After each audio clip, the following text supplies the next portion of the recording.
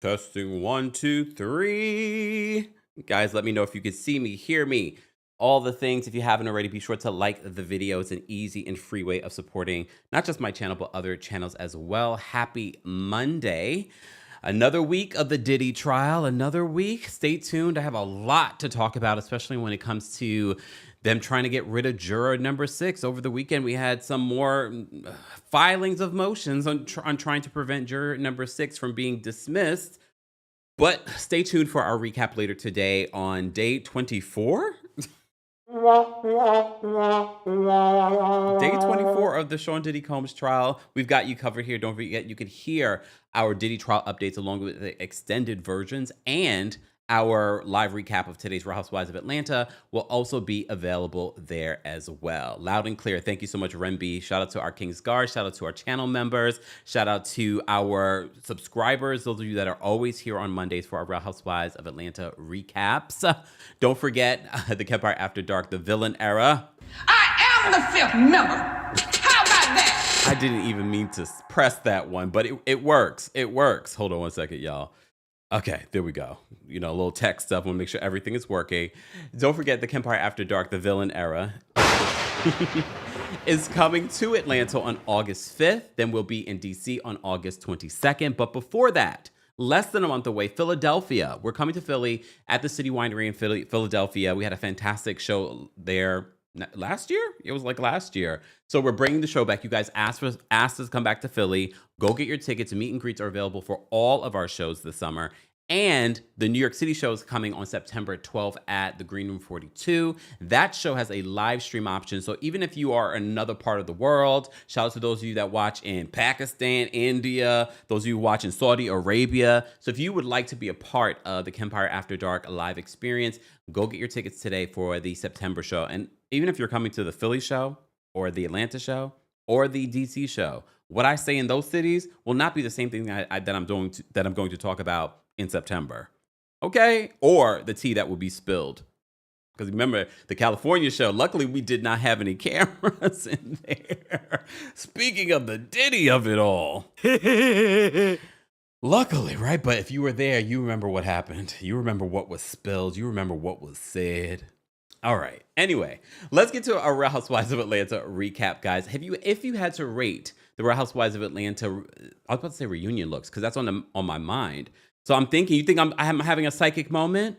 I'm having a Raven Simone moment? Wait, are the reunion looks coming out this week? I would think so, right?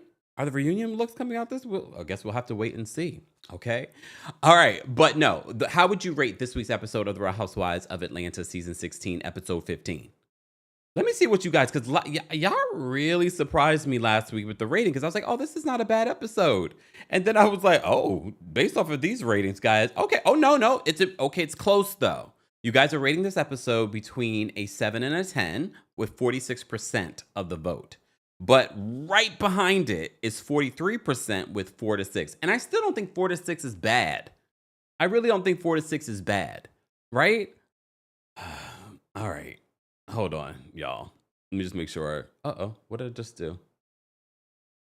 Hold on, y'all. I'm trying to sign back into my account. I don't know what's going on with the YouTube right now. But I'm sure you guys can see me, but I'm just trying to get over here so that I can see how you guys are rating the episode. Okay. All right, 7s. I'm seeing 7s and 6s. 7-ish. T says 7-ish. Danny says this week wasn't bad thanks to Jab Jab. Shout out to all the people that watch us from Grenada. Anyone from Grenada that watch us? I knew nothing about Jab Jab. So if anything, it should get a bonus point for teaching us something about this particular island. Okay, Jab Jab, again, our people turning something that was negative into something positive, and they are celebrating it years and years later.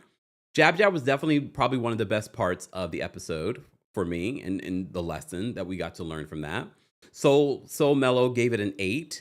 Have Kids, they said, gives it a 4. All right. I don't know if it was that bad, this episode. I have to say, of the trip, you know, I'm always grading Real Housewives now on a curve because of Real Housewives of New York and how bad their last 2 seasons of the group trips have been. remember we recapped Roni, and I was like, this trip is supposed to be like the highlight of the season, and it was a drab. Of the 3 episodes, we had chapter 1, chapter 2, and now we have chapter 3, the rebirth. I have to say, I like this episode a lot more than the last couple of episodes. So if I had to rate this week's episode, I'm going to give it a 7.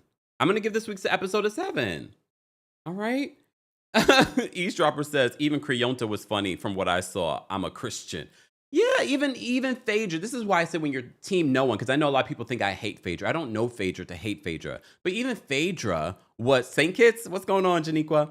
St. Kitts is in the building. The Caribbean's in the building. What's going on? Wagwan. Anyway. So even Phaedra, for me, had some really funny moments. Some of them I wrote down because I was like, that was funny. That was fun. And I really liked seeing, for lack of a better word, I know they're not OGs, but they've been on the show for a very long time. So they move like OGs, okay? So seeing that scene with Porsha, Phaedra, and Cynthia, it felt like a nice warm hug because they know what to do in a scene.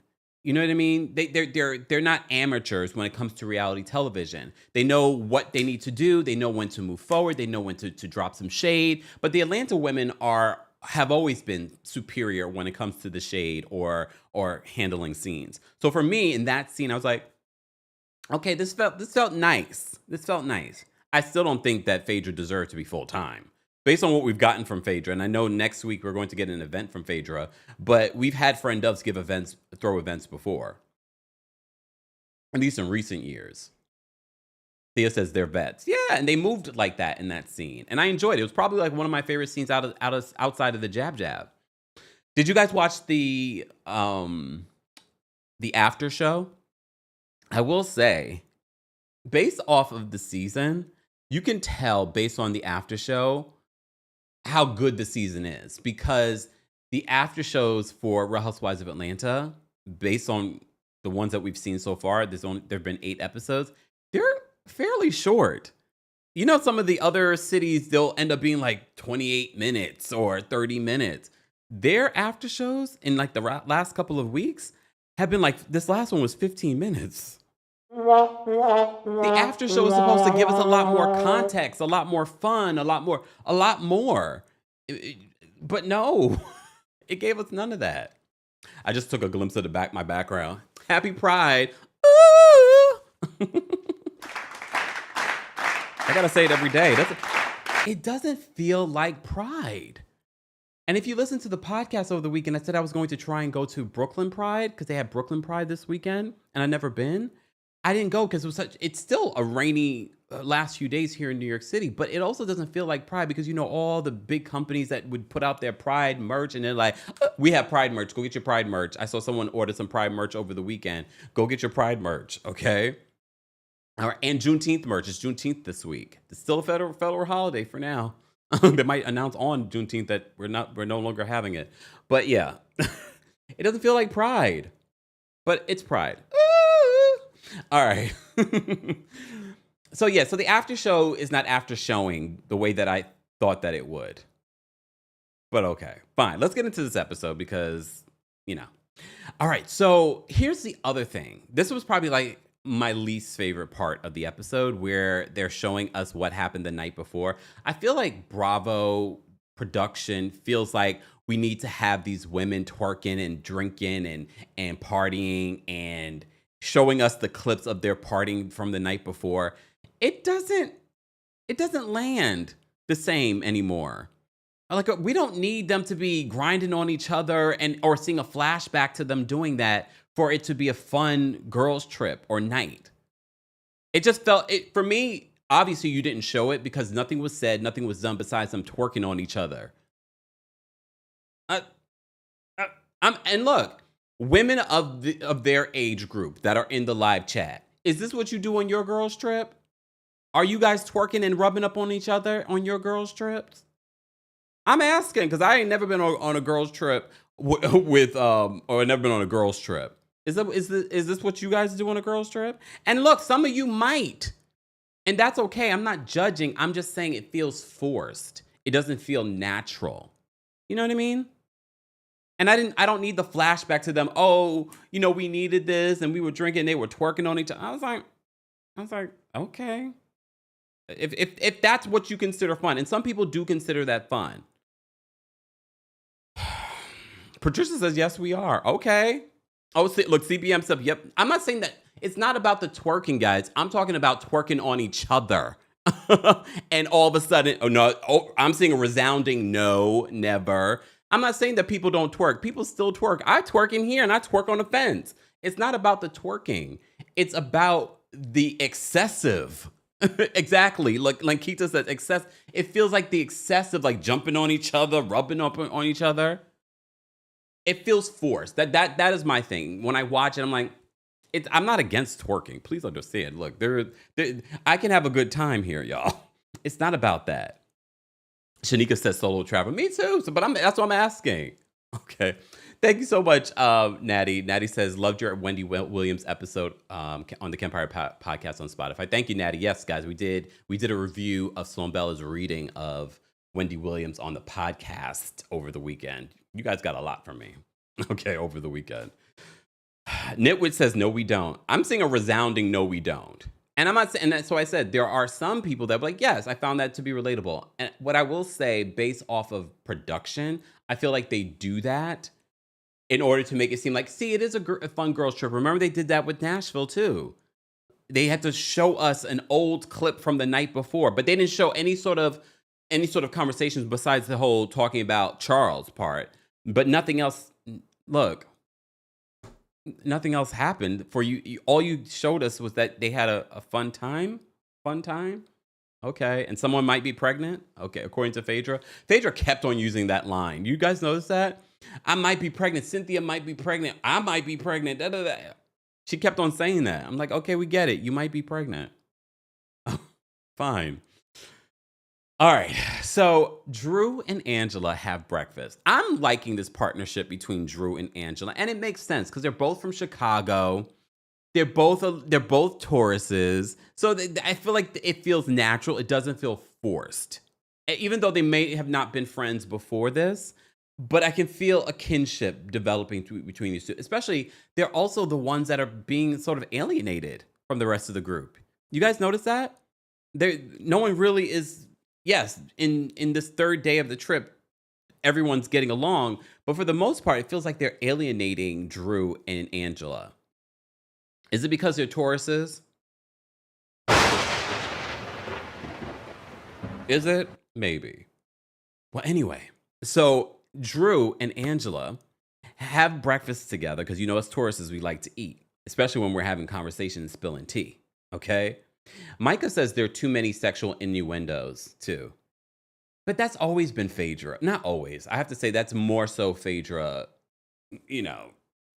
I think more than ever. She's become a caricature of herself. But I agree. I feel like it's being forced. But at the same time, we're sexual beings, no matter how young, old, what color we are. I'd like for us to embrace it, but it does feel like that's the only thing that's highlighted when it comes to Real Housewives of Atlanta in recent times. Okay.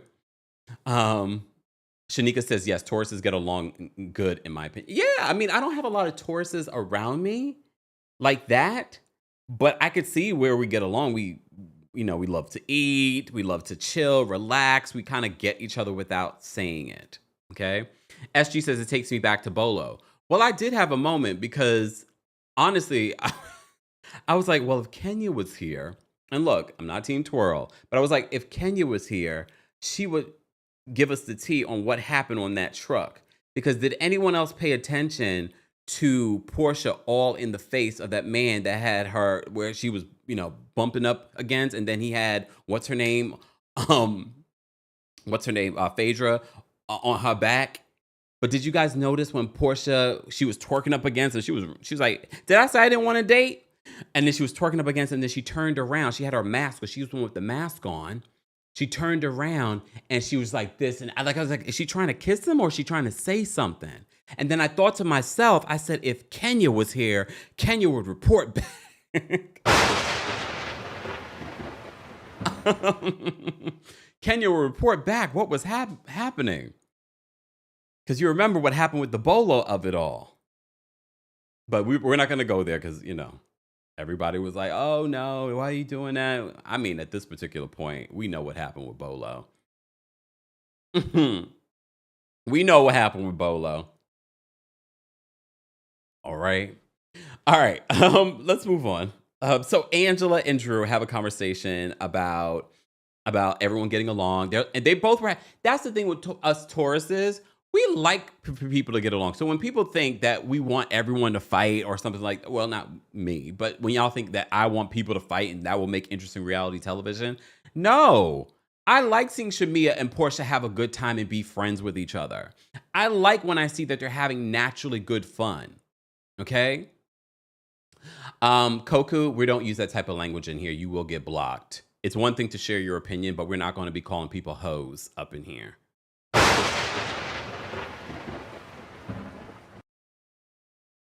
Just saying. Okay. All right. So they were talking about having a good time, and they were like, it was nice for everyone to be getting along. Angela then says, I have made the mistake, because they flash back, and we talked about this last week. They flash back to Britt saying, I'm here for you, Shamia. I'm here for you. And we said last week it felt performative. It felt uncomfortable. And then Drew, I didn't realize that this week's episode that Drew was just like, and they say that I'm the actress. So both Angela and Drew were like, it felt a bit much. It definitely felt a bit much. And they were really trying to show up for Shamia.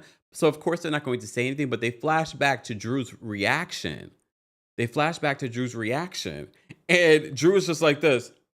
Drew is like me though, because everyone says my facial reactions are chef's kiss. I'll say it like that, because that's not how y'all describe it. But y'all always say I have a very expressive face, okay? So Drew apparently does too. She can't help herself. So Angela took a look at Drew and they flashed back to it, and Angela's just laughing to herself. She's just like, Drew, fix your face. Fix your face. And Drew and her confessionals, and they say that I'm the actress. The way that Britt was acting, and look, you can't deny it. It felt over the top. I think Britt really did not want to be on the outs with Shamia. She didn't want to be on the outs with any of the women, because she already saw being on the outs with Shamia meant that she was already on the outs with Kelli. Kelli had turned on her. Kelli, literally, her friendship, her loyalty goes with the wind. Look, she goes with the wind. But again, that's a Pisces for you.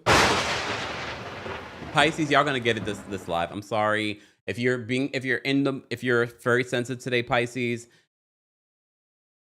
go take a break. Because y'all gonna get it today. Because Kelli is a Pisces in every sense of the word. You can't trust them. You can't trust them. But definitely not Kelli. Kelli is so gone with the wind when it comes to her friendship. And now she's loyal to Shamia. Again, is there context that we're missing?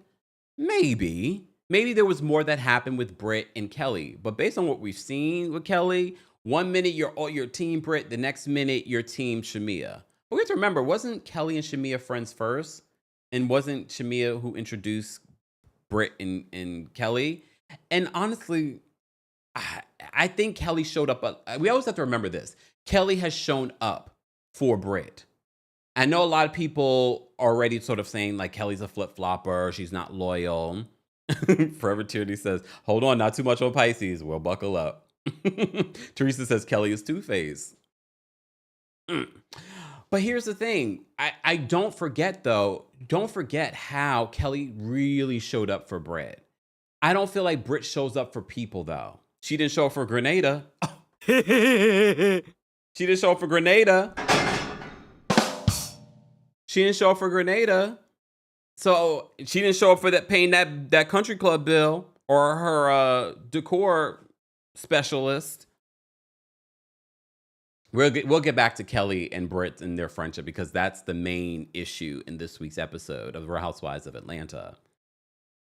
All right, so Shamia FaceTimes with Mama Morton, because as you remember, part of the reason why Britt gave that heartfelt speech was because Shamia's daughter wasn't being taken care of by the nurse. So she has the nurse there. The nurse is all wrapped up in a heated blanket, and the child is freezing, she should lose her license. She should lose her license. Like, I don't know what happened with that. I'm sure we'll get a follow-up during the reunion as to what happened with that. But why would the nurse, if you're cold, why wouldn't you wrap the child up? Something about that was just like, it clearly neglect. So Shamia talks about how anytime Shiloh gets sick, it could end, for her, she could end up in the hospital. So, because Shiloh's very sickly, she was premature, she's very, very sick. And that's the whole reason why you have a nurse. So I understand why Gerald was very upset. He was just like, the woman is in here. Shiloh is not wrapped up. Like that's basic. So what else were you doing with Shiloh? Like, for me, I was more angry about that. But what we did find out is that Shiloh's back to normal. Her mama was there, which is good that Shamia has that. But also, you gotta give Gerald credit because he was also very active. He's taking the kids to the doctors and things like that while Shamia's working. So they're a real team. But the mom was there in the morning with the baby, and she says Shiloh's doing a lot better. But it took her like an hour in order for Shiloh to get back to normal temperature. And Shamia was like, "This is neglect." Yes. What happened with the nurse? Did they kick the nurse out? Did they report the nurse? She needs to be reported. Okay. Nubian Mahogany says, this episode seemed like there were so many missing parts to a lot of the storylines. It does feel like that. That's why I'm wondering, are there missing parts or are people just being petty for a storyline? I don't know. But that's what the after show is there for. And I have to say, watching the 15-minute after show did not give me the context. I had that question too. Milagro says, why didn't Gerald also adjust the temperature? Yeah, why? I don't understand why it was so cold in that room, in this $9 million home. Why not fix the temperature? Like, I don't, because remember, they're filming during the summertime, during this season. This is during the summer. So I don't understand why.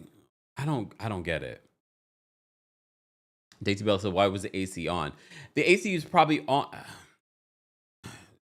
Again, $9 million home, you should be able to adjust it to normal room temperature, and every room should be able to adjust accordingly. But regardless, the nurse is in there, the nurse is all wrapped up.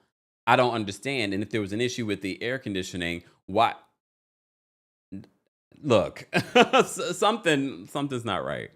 The after show can be what Bravo's not paying me, but they should. For those asking the question, and if people, Bravo, you see this? People can't find your after show. It's on YouTube and it's available on Peacock. People don't even know there's an after show. You're welcome, Bravo. We got over 1,300 people watching on YouTube alone. All right, let me move on. So Shiloh's doing better, fine. So then we had this scene with Porsha, Cynthia, and Phaedra. First Porsha and Cynthia catching up, and Porsha showing off this big old hat that she has. I'm guessing maybe she got that while she was in Grenada. I don't know if she took that back with her, because how are you packing that? So Cynthia and Porsha are catching up. Then Phaedra comes knocking. Phaedra says, "Oh, it's nice and cool in here." And then she was just like, I haven't been able to get my TV to work because I like to watch a good, murder mystery before I go to bed. Phaedra is such a caricature of herself. Like, she emphasizes like these weird, quirky things about herself. Do I believe all of this is 100%? No, I don't believe 100% of anything comes out of Phaedra's mouth.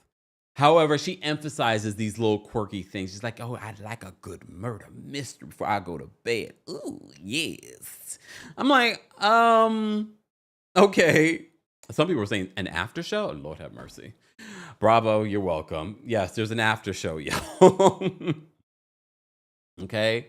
So Phaedra talks about that. And then Phaedra then talks about, see, this was funny to me. But I don't understand why Phaedra, you're projecting. So Phaedra calling Angela a school teacher. I'm like, you've given school teacher since we met you. You've been frumpy dumpy since we met you. I don't know. She's had a bone to pick with Angela since coming back this season. She's like, she's given school teacher. You know, asking on me all these questions. She's like Barbara Walters. She's like, I want to ask you one more thing. I have to say though, that was funny to me when she mimicked Angela, because Angela does sound a little bit like that. But she's like, I want to ask you one more thing. But it also feels like you're projecting, because remember, she also said she's got the oldest young woman. I forgot what I wrote down last time, what she said, and I was like, Phaedra, you're talking about yourself. You've given old lady energy since we met you. Flashback. Okay. All right. And then they start talking about the African starter kit in regards to what was going. First of all, they were talking about what was going on between Shamia and Britt at the table, and then they were talking about the African starter kit and what that includes. And Cynthia was like, "What's that? What's a bust down?" So they talk. So of course, Porsha had to talk about that. Sidebar: Porsha. So we found out over the weekend a blogger actually attended Porsha's divorce hearing. Again, we did a video over the weekend talking about the divorce and what Porsha is going to get from this divorce. Okay, for those that may have missed it. So apparently she's going to get paid $40,000 a month. She's going to get a lump sum. She gets to keep her Rolls Royce. She also gets to stay in the $7 million home that she shared with Simon Gobadia. And she gets to she's going to get that $40,000 a month for like 14 to 15 months, I guess, for how long they were married. She gets to stay in the home for like 3 years. But if she, decides to leave before that, she has to sell it. And then she has to give 50% of the equity to Simon. So a lot of people are speculating, oh, Simon's not going to pay it. Simon has assets here, y'all. He's not trying to have his assets seized. Even if he decides not to pay Porsha the $40,000 a month, even if he decides not to pay her the $40,000 a month, he has assets. She could literally probably recoup that money from selling the home. So regardless, Porsha wins. Oh, damn. For the first time, Porsha did something smart. For the first time. TT says the Rolls Royce is leased. How do we know that for a fact? Because I don't know. They made it seem as if she gets to keep it. So, but also we have to remember, Simon has been here for like 40 plus years. 40 plus years. So he has businesses, he has assets. I'm wondering if any of those businesses are actually stationed here. I don't know the logistics of those things when it comes to Simon. But Simon is also trying to shuck and jive with Donald Trump, in order to come back. So I don't see him jeopardizing any scam artist business. Well, he's been accused before of not paying bills here and trying to come back. I don't think he's coming back though, y'all. He's gonna spend all his good money trying to come back here to the United States. I really don't think he's going to be able to come back. That's why he's trying to shuck and jive for Donald Trump, because that would be the only way. Stacey says, I told the Porsha haters that I think Portia's fine. I think Portia's fine. Again, do I think it was necessarily smart for her to leave Real Housewives of Atlanta, where we found out? Because, like I said before, we're not going to play the audio, but I saw the audio, because, again, I'm not sure the legality of sharing what happened in those proceedings with the public, because I don't know if it was a public hearing. Because if it was a public hearing, I'm surprised more people weren't there. But again, who knows?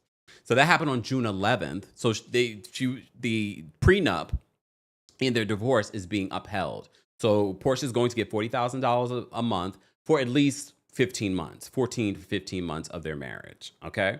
She gets to keep the Rolls Royce, and she gets to stay in the home. So she's able to film in the home for next season. So she probably will stay in the home for now. All right. So one of the things that came out in court, remember, court was all day. They were at court from like 9 o'clock in the morning till like 7 o'clock at night. All day. Simon was on Zoom. Porsha was on Zoom. All right. Hold on.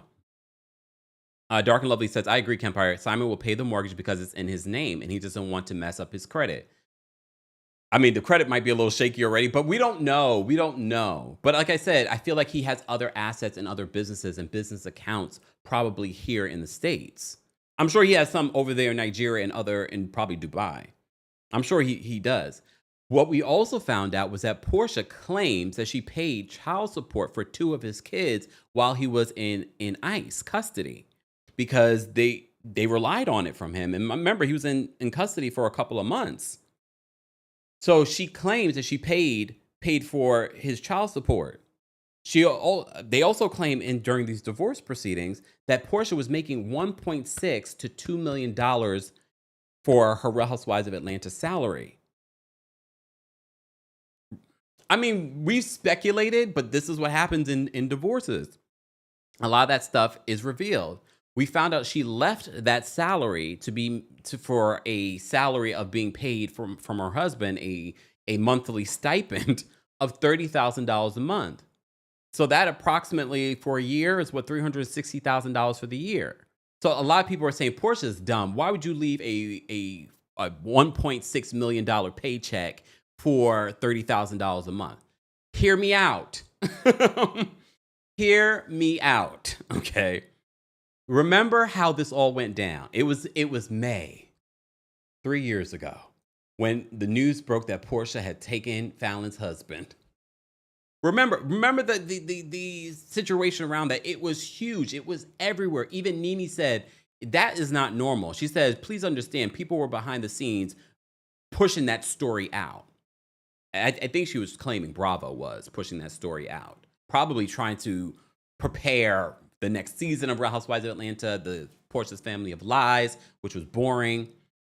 They were like, why would she leave a $1 million check for $30,000 a month?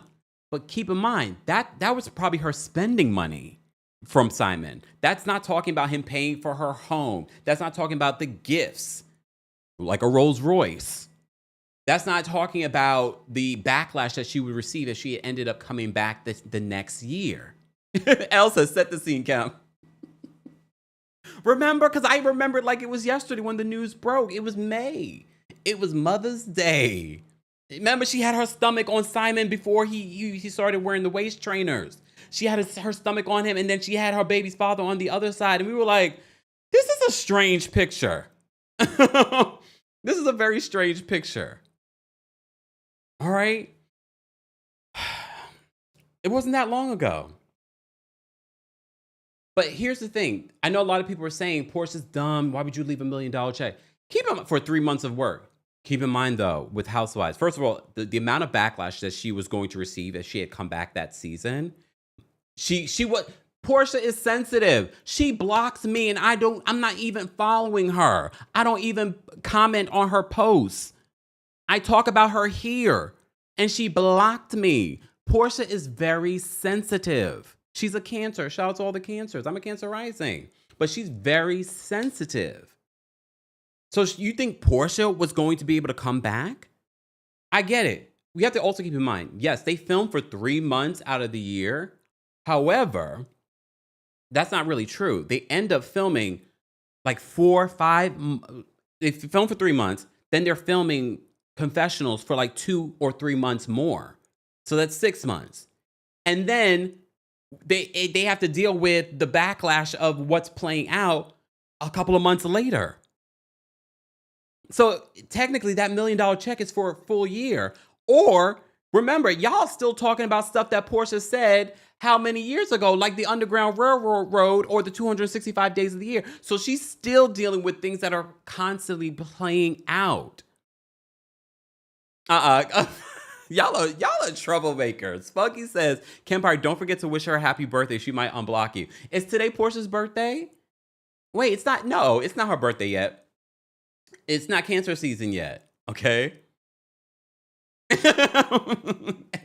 AAGW, thank you for being a member. She says Kemp will never forever bring up that Porsha block, and I get tickled every time. See, but this is why I think people think I'm bothered by it. It tickles me too. I promise you, it doesn't bother me because, again, I don't follow Porsha. So blocking me, it's like, I'm still going to talk about you. So again, and I saw someone else say this, Porsha left because of the lifestyle. She's flying on private jets. She doesn't have to pay a mortgage anymore. Okay, she probably is still paying a mortgage. Remember, she gave the other house to her mom. So she was still probably paying that mortgage, but she can live in this big $1 million home. So for her, I can avoid the mess and people calling me a homewrecker. And do I think that Porsha loved Simon? I'm still on the fence with that, y'all. I'm still on the fence with that if she loved him. But again, people get married for different reasons.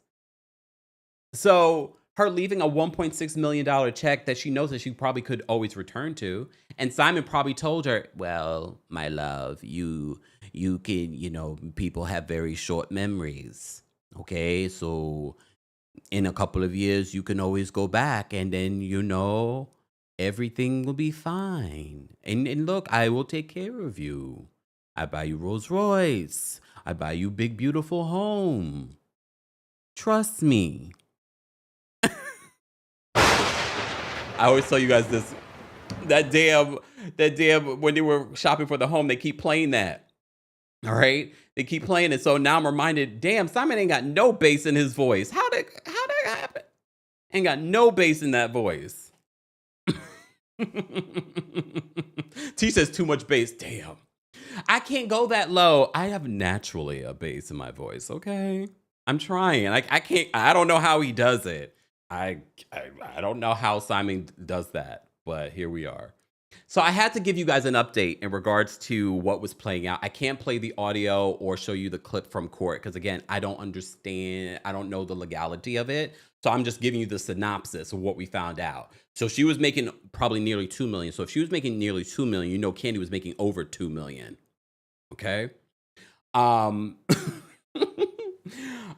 We also found out that she paid, allegedly. I mean, I believe her. Some people don't believe that Porsha paid child support for Simon's kids. But I think she did. I think she has a heart. Y'all need to stop making... Y'all are terrible to Porsha. Porsha is a good...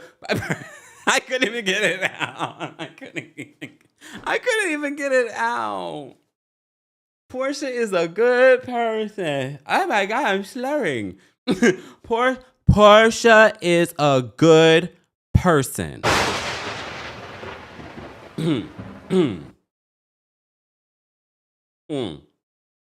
Porsha is a good person. Let's say, maybe if we say it enough, we'll believe it. Porsha is a good person. All right, let's get back to this because I have so much more to talk about. All right, so back to the Porsha, Cynthia, and Phaedra scene, which was outside of the jab, this was probably my favorite scene, right? Because it was fun. It was nice seeing these veterans do it and make a scene and make it fun and funny. It was probably like the best scene of the trip, to be honest. Okay, and honestly, watching Angela and Drew have a conversation again, although they're not veterans, it was giving that energy. So I could see them being core people that return next season. Okay. All right. So they talk about the African starter kit.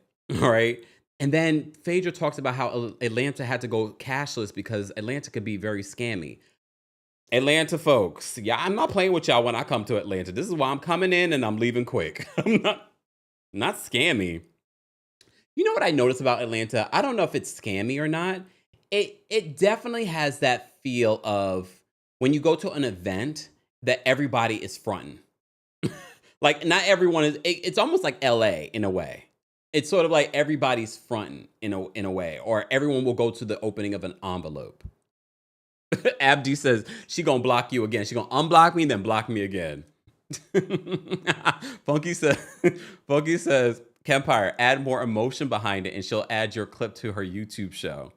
No, because then I'm gonna strike her channel. No, I'm playing. I'm kidding. I'm being facetious. So, okay. So moving on.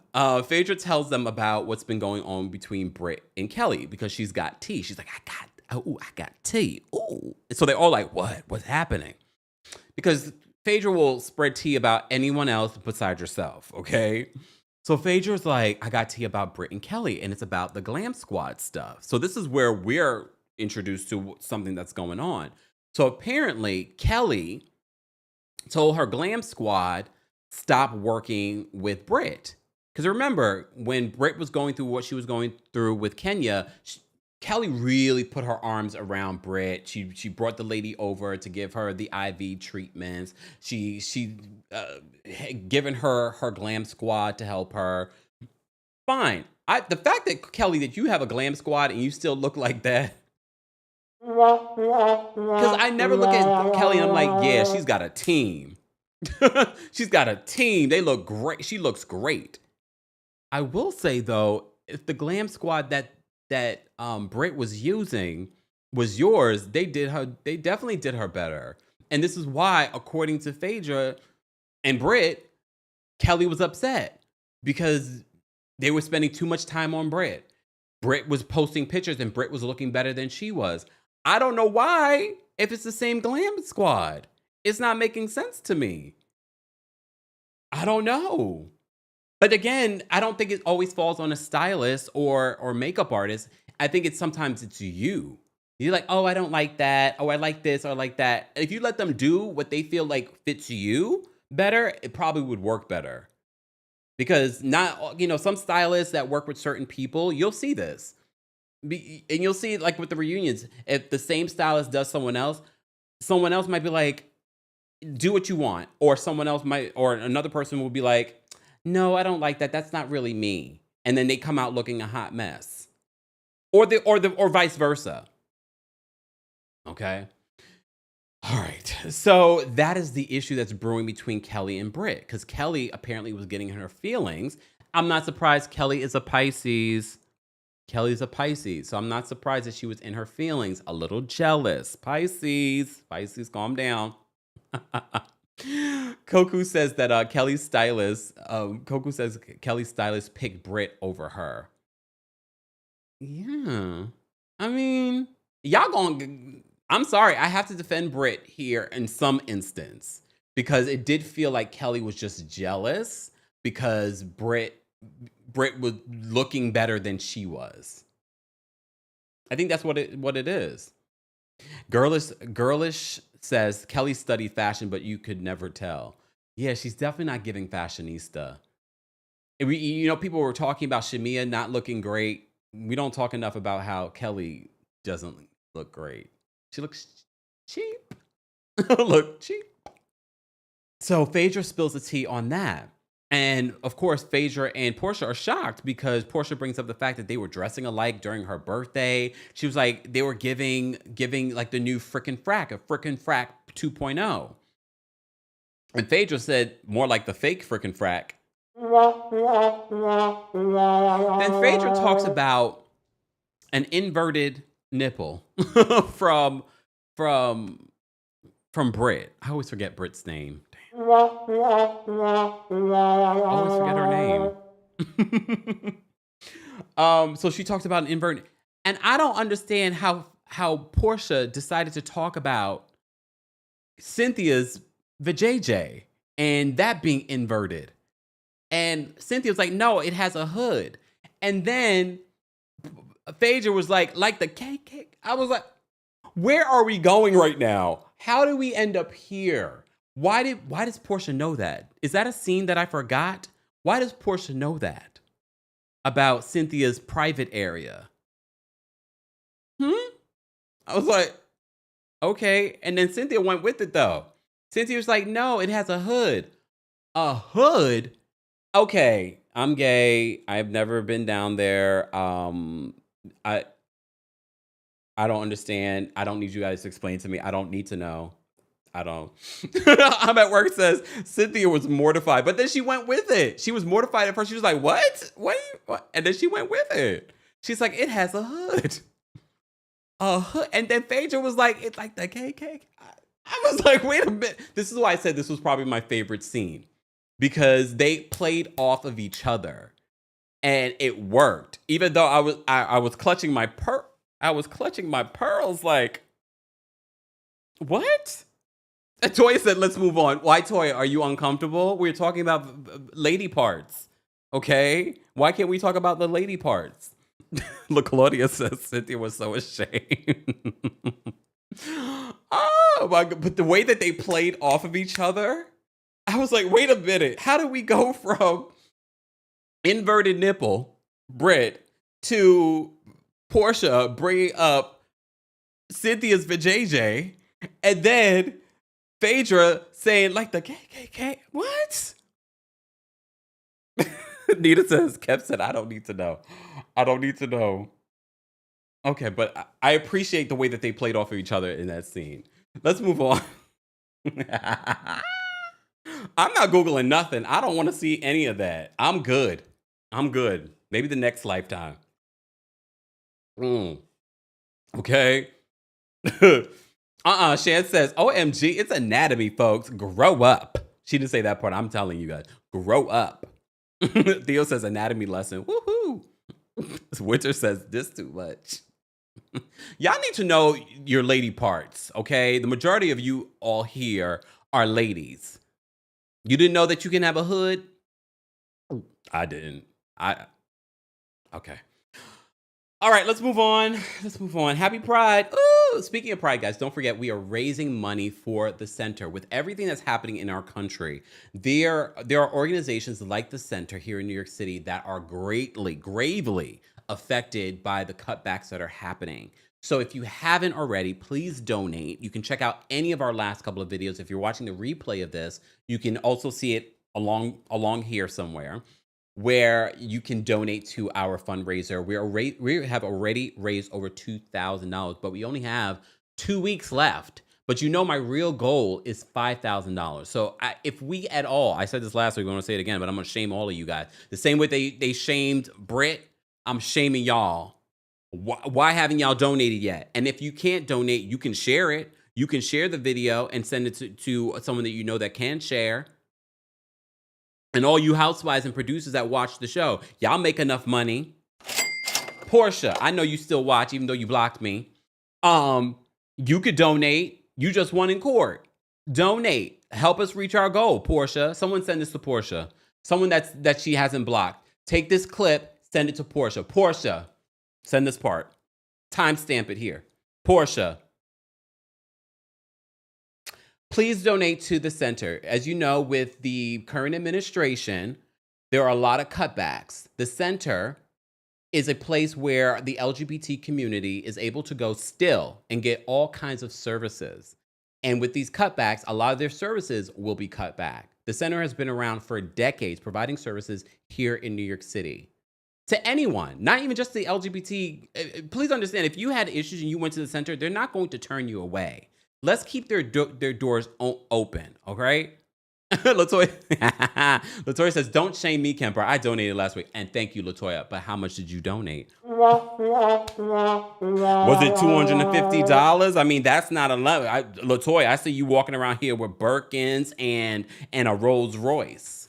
Someone clip this and send this to Britt. Britt, donate. Donate that $1,000 now. I know I'm on your side with Britt when it comes to that. I don't feel like they should have shamed you. I don't think they should have shamed you for that. All right, let's move on. So Britt and Kelly, this combo was awkward, right? Wasn't it awkward? Because they clearly were not on the same page. Everyone's sensing it. They're not on the same page anymore. They're not as close. They're not really dealing with each other. I'm sure production told them to have a conversation so that they could film it. So Britt goes to Kelly's room, and Kelly's acting very funny. You can tell Kelly's acting very funny. So Kelly's just like, oh, I'm going through a lot right now. I'm still trying to finalize my divorce. Excuse me. I'm still trying to finalize my divorce. So Britt brings up the fact that she was a little hurt when they had the whole conversation about the donation, and Kelly did not have her back at all. If anything, she had Shamia's back, and she was co-signing with Shamia. So she didn't like that. And Britt claims that she asked Shamia multiple times, what's a good amount? And here's the thing. I know some people are saying, well, Britt this, Britt that, Britt whatever, in regards to how much money she has, how much money she owes. But here's the thing. If someone, I don't know if she's telling the truth, but if someone is asking you what would be a good amount, you tell them. And if you don't tell them and then you shame them later, I'm looking at you because I feel like that's shady. It's okay. It's okay, Latoya. Latoya says, laughing out loud, no, you didn't, Kempire. I wish I had $250 to give, but I donated more than $5. Well, Latoya, I appreciate that. I know you're not walking around with no Rolls Royce and Birkin bags, but I appreciate it. But I appreciate it. Everyone else who hasn't donated. Okay, everyone that's donated to our fundraiser, raise your hand in the chat. If you're part of the replay crew, if you donated to our fundraiser, raise your hand in the chat. I will say I will say this. When I shamed y'all last week, we had a record numbers. Shame on. Shame. Shame. Shame. Let's bring back shame. Let's bring back shame. Amina says, Britt and Kelly were never friends. Producers set them up so that they could go against Kenya and Porsha. I mean, I could see that. But at the same time, I do feel like Kelly did actually show up for Britt when Britt was going through what she was going through. But thank you, D. D raised her hand. Okay, Paula, Kareen, Fox. Thank you, Foxy. Nubia says, close the doors. Close the doors. Close the doors. Okay, moving on. Yeah, Ken says, I do not like the whole flip-flop. That's what it feels like. I think Kelly's aligning herself with Shamia, maybe because she likes Shamia more, or Shamia is part of the cool crowd. But at the same time, I feel like, again, context. Based on what we've gotten to see of Britt, do you think you would want to be her friend? Come on. Do you think that you would? I feel like you could pour into Britt and she would never pour into you. You get what I'm saying? And again, I don't know if that's true. Despite the big speech that she gave to Shamia, we are here for you. We are here for you. I don't know. Based off of Britt's behavior during the season, I can't say that, oh, Britt is a good friend. Kelly, on the other hand, I will say, I do feel like she's shown up for Britt. And I remember I kept on saying it. I kept on saying it for a reason, because we don't see that a lot. And I said that about Larsa from Real Housewives of Miami. We may not like Larsa all the time, but she did show up for Lisa. Real Housewives of Miami's back. You're welcome, Bravo. You're welcome. We have nearly 2,000 people in the building. You're welcome. Because those ratings for Real Housewives of Miami were lackluster, but that episode was fantastic, Real Housewives of Miami. If you missed our recap, be sure to check that out here on the channel. All right. So they had that conversation, and here's the thing, Kelly. This is where I can't defend you, because I do feel like you were shady. Because when she talks about this, and she says she asked Shamia what would be a good amount, Kelly tried to make it seem like, you know, she wants her friends to be good and do good things, and if you're a certain boss, and she gave like this really weird answer to Britt in regards to what she expects from Britt. I'm like, this is weird. But then Britt brings up the whole Glam Squad stuff. All right.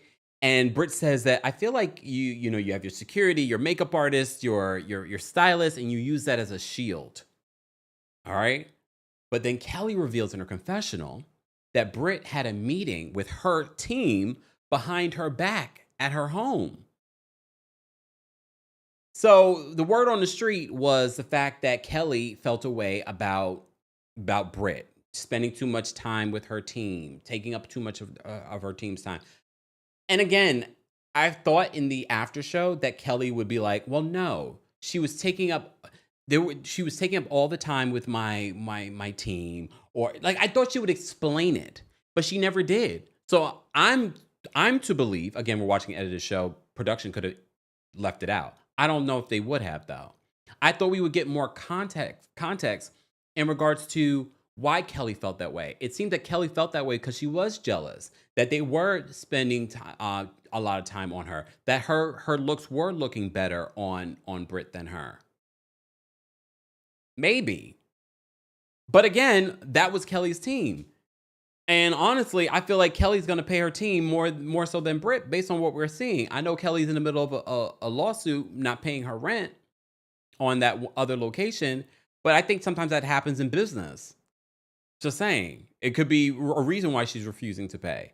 However, we have a situation where we had an event with Britt, a lackluster event, and And she didn't pay that, and they're being sued for $10,000. Her husband's being sued. Exactly. Nubian says that leaves it up to our interpretation. And my interpretation, based on what we have of the Britt and Kelly of it all, I believe Britt, because Kelly did not explain it. So, and look, when you have a glam squad, a lot of times this is shared amongst a cast like this or in the industry. A lot of these celebrities share the same hairstylist, fashion stylist. So there's nothing with that happening. I think Kelly probably got in her feelings. Okay, Pisces. She got in her feelings and she didn't like the fact that she wasn't looking the best. And I knew this was going to happen. I felt it coming. And Britt was looking better than she was. And she didn't like that. She didn't like it. And it looks like Britt is still utilizing at least some of Kelly's team. I don't know if Kelly's still working with the same team. And the team basically warned Britt. She says, like, this is what's happening. Y'all need to have a conversation because we don't want to be... They probably felt stuck in between. Oh, Sonia, thank you for doing the Lord's work. Sonia says Paris, Kelly's stylist, took all of Kelly's pictures off of his Instagram and only has Britt. So they must have had a falling out because I've seen, remember Britt when she was on Watch What Happens Live, the stylist was there. I hope he got paid. Just saying. Toya says celebrities may share, but not a whole team. Well, I think when they said team, they were talking about the makeup artist. They were talking about the stylist, the hairstylist.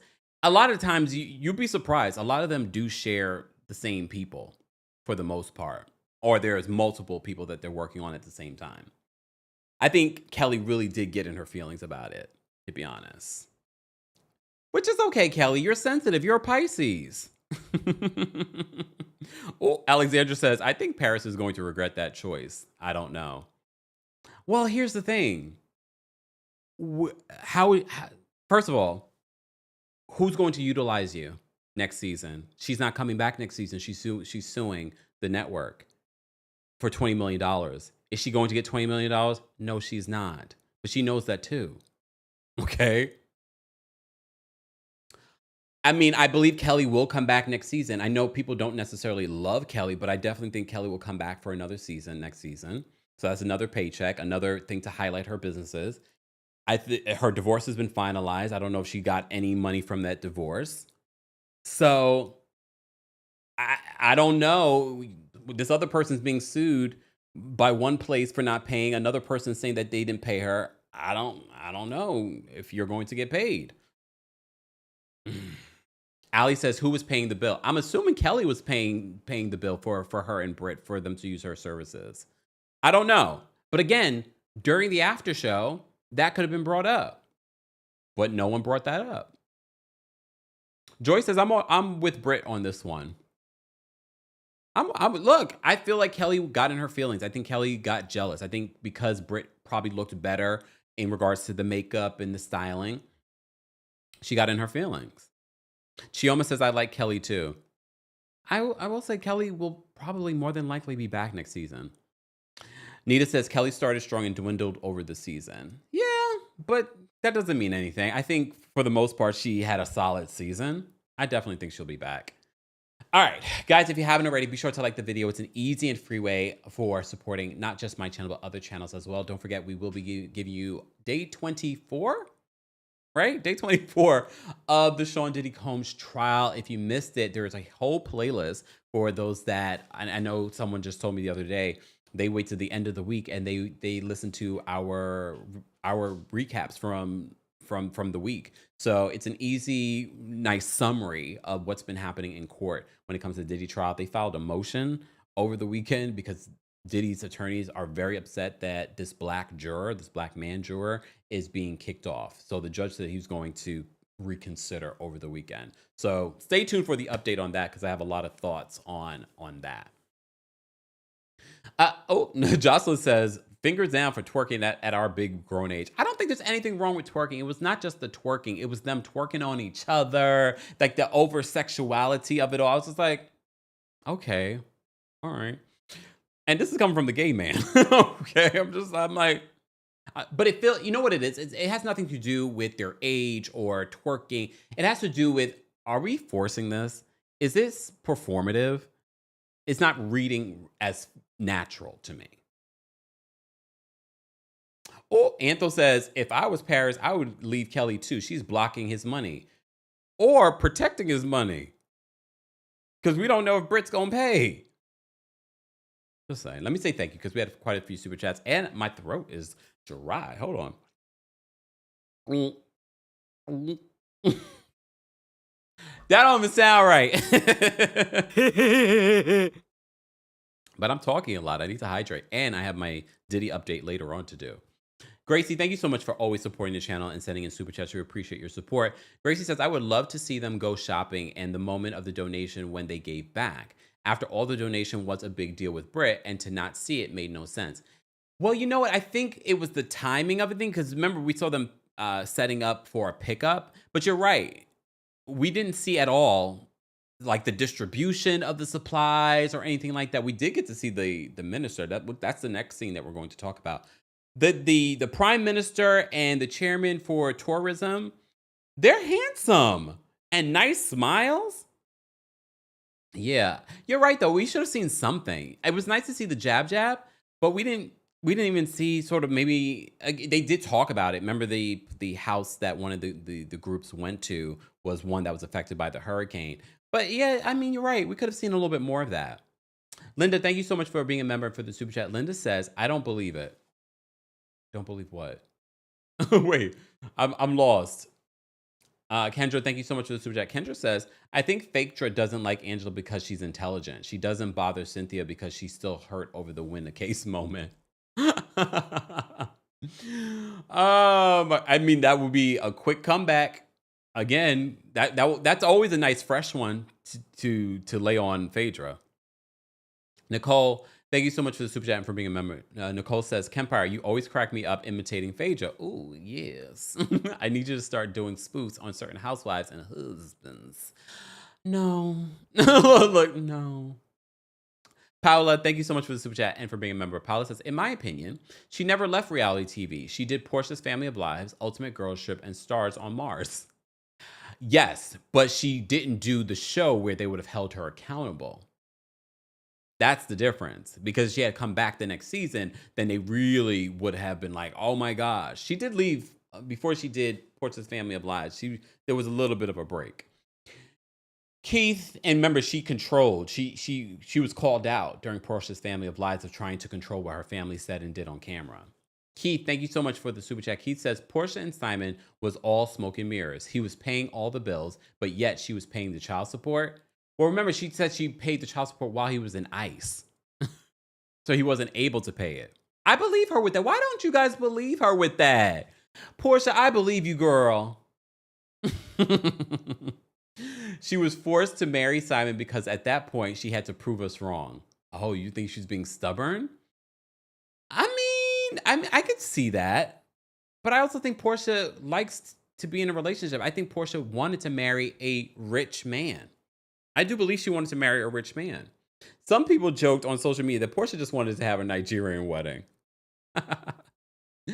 April, thank you so much for the super chat. She says, someone, quick, go do the Lord's work and find out how much Kelly got in the divorce. I don't think her husband was that rich, but he definitely owed her a lot of money. So I don't know if she ended up getting that. Hey, Vicky. Vicky's watching. We have our Facebook crew. Guys, don't forget you can also watch us on Facebook. I know a lot of you probably don't even know that. You can also watch us either on TheKempire or Kempire Daily on Facebook. So shout out to our Facebook crew. We appreciate you guys on Facebook. Robert, thank you so much for the super chat. Robert says, my reunion question would have been, Britt, can you explain how you were triggered by Kenya, but she twirled off your lips every episode? I mean, that's the disappointing part, is the fact that there are a lot of questions that we could have had. And I think this probably would have made the reunion perfect. Let's maybe actually have some resolution. And I think maybe I don't know. I think it's for the best. Britt, I'm happy that Britt did what she did, because for me, that just solidified that she won't be back next season. Just saying. Okay. Not Chuvalo. Mary says a court order also required Chuvalo to pay Kelly back $420,000 he allegedly withdrew. Okay, remember she claimed that he took money from her from their, I guess, joint account. All right, let's move on. So the group goes by the pool and they're hanging out. Kelly and Shamia come out dressed alike. Remember, Shamia's luggage was still missing at this particular point, but Kelly still had her stylist and her people there. So Shamia was not without having things. Okay, so Angela makes a comment to herself in the confessional, just saying like, we are too grown to be dressing alike. But then she keys to herself. She was like, Britt is going to be so mad. I will say though, Britt came out. I don't know if Britt still was using Kelly's team, but Britt came out looking a little like, didn't she kind of look like all over the place with what she had on? I was like, I don't know. So I don't know if she was still utilizing Kelly's team at that particular point, or at least Paris. But yeah. All right. So Randall, the chairman of tourism, arrives and all the ladies are flirting with him. They're like, oh my gosh, the men here in Grenada are fine. Blah, blah, blah, blah, blah. So I gotta say this because we always say this. How would you guys feel? Let's say if the prime minister was acting the way that these women were acting, or as Phaedra was acting. What if the prime minister hugged up on Phaedra and was just like, ooh? How would y'all feel? Because I always have to bring it back and switch it up in regards to how these women treat men. How would you guys feel if the prime minister hugged up on Phaedra and was just like, ooh? How would y'all feel? I'll wait. I'll wait. Huh? Rooted Voices says, I said the same thing. Winter says that the men are fine. Phaedra was too thirsty. It's one thing to say this to the other women. It's one thing to say it in your confessional. But in that moment, everybody was very flirtatious with him. But Phaedra hugged up on him and she was like, oh. I was like, Cassius says it's always a double standard. Well, we're going to call out the double standard. It's one thing to flirt in a way, but to hug him and then make a sound. Do we know if that man was married or had a girlfriend? We don't know. Tasman says, I would be disgusted. See? Magnolia Bell says it was tacky, not a good look. Because my thing, she could have hugged him and then made a comment about it in her confessional, but in that moment, I just wanted to say it. Hey, Samira. Okay. So everyone's flirting with the chairman. Okay, Randall. But everyone was sort of like, oh, Kelly wants to, be with him. But Kelly's, literally in the middle of a divorce. And Kelly doesn't like good-looking men. based off of her ex, okay? Oh, Afro Girl Diary says, yes, double standards, especially worse with a public official. Yeah, remember he's the chairman of Grenada's tourism. I think that making the sound made it worse. It's one thing just to hug him and be like, oh my gosh, you're handsome. I think that's one thing. But to make that moan was like, oh, okay, that's a bit too much. But some people was like, you're too wrapped up too tight. Okay, but again, if he had hugged her in that way and then made that sound, we would be talking about something very different. Natasha says he was leaning into that flirting. So okay. Now if the tables were reversed and we were saying, well, she was leaning into that too. Oh, now we're blaming the victim. Okay. Oh, now we're blaming the victim. Okay, Natasha, we see you blaming the victim. Okay, let's move on. All right, so they talk about jab, and we learned about the history of jab and how it is a form of protest. And Randall's talking about how they're going to do it, and he was giving them the history about it. All right, Kelly though she talks about they after he ends up leaving and Portia's filming him walk away. She's like, I'm gonna send this to my mama.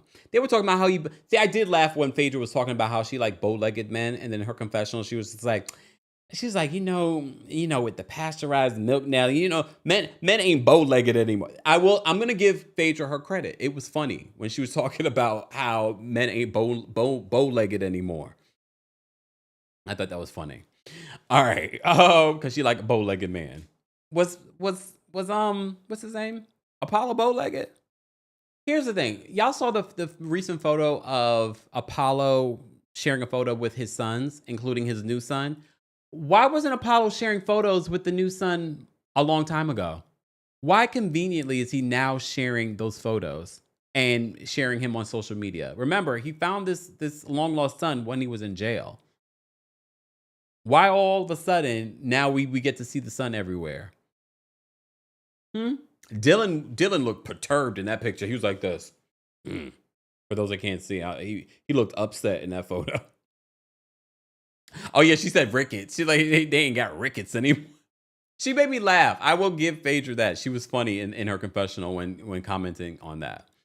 All right, so apparently Drew and Kelly have a lot in common in regards to their anniversary dates the same, and they started connecting on her ex Mark. He's on his 6th divorce attorney, and Drew's like, Ralph is on his 3rd. So they start talking about all the things that they have in common in regards to that. And Drew says it hurts her because literally they were coming up on their 10th anniversary and she really wanted to have a vow renewal. Drew, I'm so glad you're not, because we did a video over the weekend too, talking about how Ralph has been crashing out on social media, dropping receipts, I'll put in quotes, receipts about Drew cheating on him, pictures with her with Ty Young. If you don't get away from me with this, Apollo. Get away from us with this, Ralph. We don't care. He's also taking credit for all the lame antics that Drew did in her first season. He's like, I was the one who came up with that. Well, now this is probably why Drew's probably having her best season, because you're not giving her lame things to do on this cast. I was like, oh, it makes complete sense. The cornball antics that she was doing in her early seasons that made her unlikable is because of Ralph. And then the fact that now that they're separated, she's more likable. What a coinky dink. What a coinky dink. Elizabeth says, I believe Drew. I believe Drew too. Just saying. Okay. All right. Moving on. So Britt lets them know about her combo with Kelly, because Kelly goes off because she has to have a conversation with her divorce attorney. And she lets them know about how the conversation went, how Kelly was disappointed in Britt's behavior. And Phaedra makes a comment. She's just like, hold on. Is she the prime minister of this group?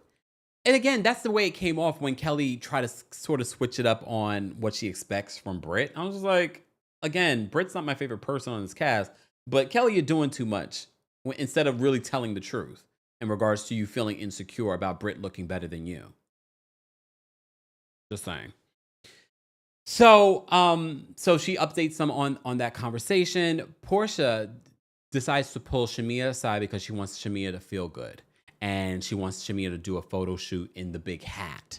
So she pulls Shamia to the back, and Shamia comes back out in the big hat, and they do a photo shoot. Phaedra's the photographer, and Cynthia is the creative director. Cynthia probably should have been the photographer too, but that's fine. And Portia's just like, I just want to uplift my friend. And of course, Shamia feels good. Shamia's like, this is this is the best friendism. She's feeling good. So what happens? I'm guessing based off of the preview for next week, Britt is what happens between Shamia and Porsha. I already told you what's going to happen at the reunion. They're going to hash out their issues. Hopefully we'll find out what happened between Shamia's mom and Portia's mom. And because you saw what Porsha said on social media, you know what your mother did, and what your mother did was egregious. And we said, spell it, Porsha. Spell it. But no. So I already told you how that's going to end up. They're going to cry, they're going to make up, and they're going to be best friends again. I will say, though, my favorite part of this trip was seeing these two get along and them have a good time. I didn't need the butthole song, but that's me. You know what I mean? So I thought, I was like, okay. Remember, Cynthia has done interviews, and she said a lot of things happened during the trip. New friendships were formed. A lot of maybe broken friendships. The Britt and Kelly broken friendship, the friendship wasn't that deep. So I'm sort of looking back on the trip. If I had to rate the trip itself, it wasn't that bad. I have to say the third part of the trip, chapter 3, the rebirth, was the best part, and it saved the trip, because the trip was sort of like, it wasn't that great of a trip, but it wasn't as bad as Roni. So I'm also grading it on a curve. Okay, I'm always going back to Roni, but the third part of the trip was far better. All right. So Shamia tries to she does the photo shoot. Porsha trying to uplift her. Instead of her doing the photo shoot, she wants to do it for her friend. I think that was fantastic. I prefer seeing that. Okay, here come Coco singing the song. Booty booty hole. Lord, I can't with them. All right.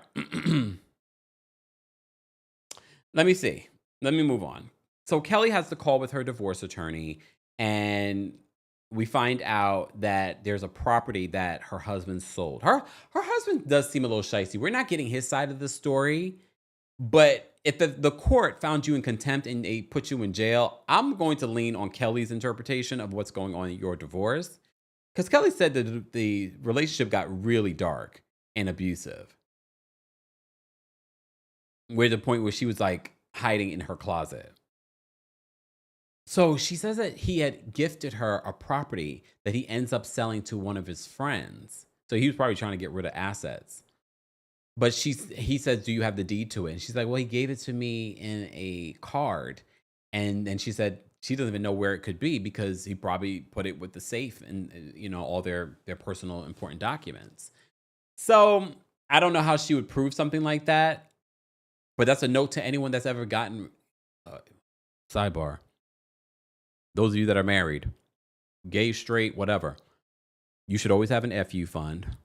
And let this be known: if your partner has gifted you property, if you don't have the deed, get the deed. And if they're asking you why you want the deed, don't worry about it. I was like, you gave me the deed. Come on, you gave me this as a gift.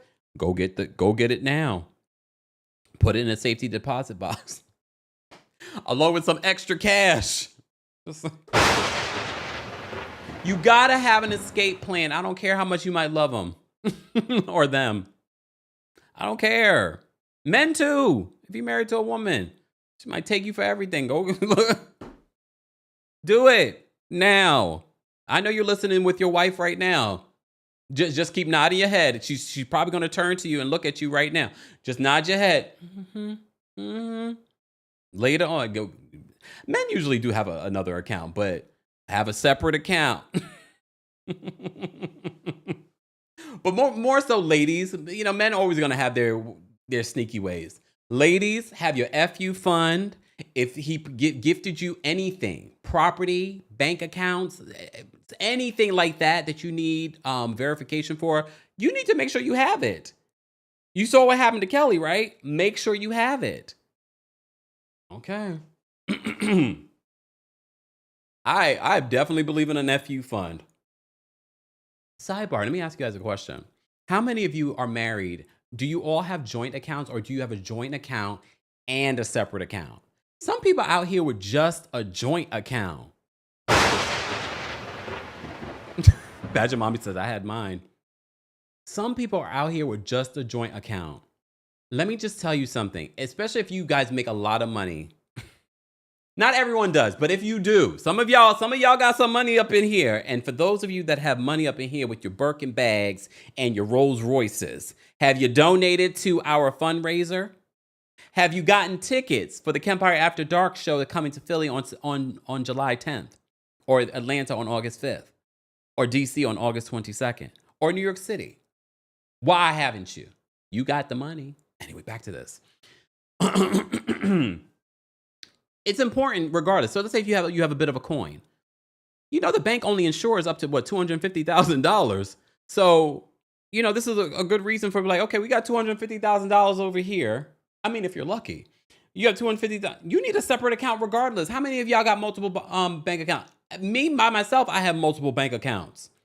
I got like 6. Oh, damn. Yo, I mean, some of them was a business account. But so when I have my billionaire, we'll have a joint account. I mean, he probably's not going to want. I know he already has his separate account. Okay? I know he already has his separate accounts. We're going to have a joint account. And any cash he gives me, I'm going to open a new account. I'm teaching you ladies. This is what you should do. Because a lot of y'all are not saving your money. Taurus Moon says, Kempire causing divorces. No, I'm setting you up for the divorce. Okay? So any cash that he's giving you, you should be taking that and putting that into another account. All right? Georgetown, Guyana, what's going on? Oh, or what on? You should be putting some of that money into a separate account. Angel says, I got 4 Kemp. See? I mean, none of these banks are giving you interest rates like they should, but you should have multiple accounts. Look at Wendy Williams. And I don't know if Wendy had separate accounts, but based on what we've seen, she didn't. She had all her money in Wells Fargo. And now all of that's tied up in Wells Fargo. They're the ones who triggered her conservatorship, her guardianship. So if she had another account over there at Chase, at least for a moment, she would have had that money. So especially if you have millions of dollars. I know some of us don't have millions of dollars. Okay. I think the majority of us don't have millions of dollars. Whoa, whoa, whoa. Whoa, whoa, whoa. But if you do, the bank only insures up to $250,000. Diversify. And what are we talking about? Well, I'm teaching the girls, okay? And some of the men that are listening. Get a separate account. Don't be a fool. All right, moving on. Let's move on. So let's get to the Jab Jab. So they have the Jab Jab festival. They're preparing for it. They're getting dressed. They're all in black. They're in their thongs and their horns. Because for those that didn't know the history of the Jab Jab, I didn't know the history. Basically, this was rooted from slavery because they viewed slaves. They wanted, and they still try to do this to us, and they try to separate us, and we fall for it every time. Look, they try to make us seem like we're the devil, okay? And so what they did in Grenada is embrace that. They paint themselves in this black oil. They wear the horns. And during Carnival, they're jumping up and down, and they had the chains from slavery. It's a whole taking the power back, okay? Joyce says, can we all be invited to the wedding, Kempire? Your man can cover the cost. Here's the thing, though. I want a small wedding. Why would I invite everybody here to my small wedding? Why would I do that? Okay. All right. Oh, good point. Queen says you also need an E-Trade account, a credit union savings account. Come on, people. You just got my mind going, Queen. I got some more things I need to do. I got to, diversify. But pay your taxes. Look. I'm not trying to get y'all in trouble. Pay your taxes. All right? Have a good accountant. Sign all your checks. Saying. All right. All my accountants are women. I think all black women too. Like my accounting team are all women. All right. Moving on. Those are the only people I'm going to trust with my money. All right. Moving on, let's do this. The Jab Jab Carnival Festival. So the women get dressed up. I thought this immediately. Cynthia puts these tights over her faux locks. And I'm like, Cynthia, how is that supposed to protect your hair if it's material? It's not plastic. But I guess she wasn't thinking it through. All right, she wanted to protect her hair. The women go and they're having a good time. We see them, dancing and blah, blah, blah. It's like Carnival. So for those because when we talk about the sexualization of things, Carnival is very sexy like that. So that part didn't bother me because I know how Carnival can get. All right. So the women are dancing, then they get up on the truck and they're dancing and they're having a good time. They're covered in this black oil. All right. And it's getting everywhere and in all their crevices. Okay. But again, I'm gonna point out, Portia's like, who said I wanted it to be single? So she's, twerking on the man. But then I saw I had to rewind. She goes back and she has the mask on and she's all up in his face. I thought she was going to kiss him. Again, I could have just been seeing things. I could have just been reading too much into it because I didn't see lips touch anything. She was just all up in his face. I thought she was going in for a kiss. Well, then he takes Phaedra, pulls Phaedra up on him, and she wraps her feet around him, and then he puts her down, and then she's just like, oh my God. And then she's like, I'm a Christian. Nothing about you is giving Christian, okay? But it's okay. You were having a good time, all right? So she's laying on her back, and he's dancing up on her, and she's like, I'm pregnant. Oh, Lord, Phaedra. All right, so that same guy now I want to see that guy without all that black oil on him, because he kind of did look hot. I want to see him without all the black oil. Can we find him? Can you guys find out who that man was? I want to see him without all the black oil. All right. So the next day, the ladies are talking about trying to scrub their stuff off. I feel bad for that villa because but they're probably used to it, especially if people come there and they're celebrating Jab Jab. That's like when you go to India and it's holy, and oh my, I participated a little bit, but usually people are covered in all the different chalks and things when you're celebrating that. So I can only imagine coming back to a hotel, because a lot of times, those folks, when they go to India, they'll go and really participate, and I saw them in my hotel. They came back and they were covered in it. So I know their room was a mess, because at the hotels they only give you like white sheets. So I know that room because okay. Can we talk? I know if I came back like that, I'm gonna be very mindful not to ruin people's property. Some folks, when they travel, they're not going to be mindful. So all the towels, all the things, all the sheets are going to be covered in it. They probably don't even bathe. So anyway, so they talk about it the next day in regards to washing everything off. Britt apparently got to know Phaedra very well because she ended up scrubbing Phaedra, like all her insides and things like that. I mean, maybe y'all do that as women. As men, even gay men, I don't see us doing that for each other, to be honest with you. Exactly. Keisha says, me as a Virgo, do tell. The first thing I'm thinking, how are we getting back in the house without this being everywhere? Right? Like, I would have stripped at the door, but am I going to strip in front of all these people? Exactly. Jamie says, cause you have manners, Kempire. I'm just saying. That's the first thing I'm thinking as well. Like, how am I getting back into this place without ruining? Is that all that black oil? Kira says, Shamia wearing those Chanel boots to Jab Jab was blasphemy. Did she keep them on? Because Britt warned her. I think she would have been able to get the oil off the boots, but Phaedra says she's rich. She could afford it. Probably. All right. So Britt and Phaedra got to know each other very well. Like washing all her insides. I'm like, okay. Miss Bug says, I don't wash others. Another Virgo. Well, this Taurus ain't washing nobody's insides like that either. Like, I don't need to see unless you're my partner. If you're my partner, that's different. Then I would probably, because I already seen all of that. So I'm gonna scrub, but they still weren't scrubbed. You saw a bunch of them still had the black oil on their skin. Patrick Mom says that black oil clogging their pores and all. I don't know if it's necessarily, I don't know what kind of black oil is it. Like, I don't know how they make that. I don't think it's literally like black oil. I think it's like a mixture. It's probably like a hobo oil. Maybe, right? Mixed with like something else. Maybe? I don't know. Anyone from Grenada, what kind of oil is it? Is it castor oil? If it is, that's good for your skin. Rub it in. Look, rub it in. I'm just saying. And your hair. Even if you don't have hair, it can grow some.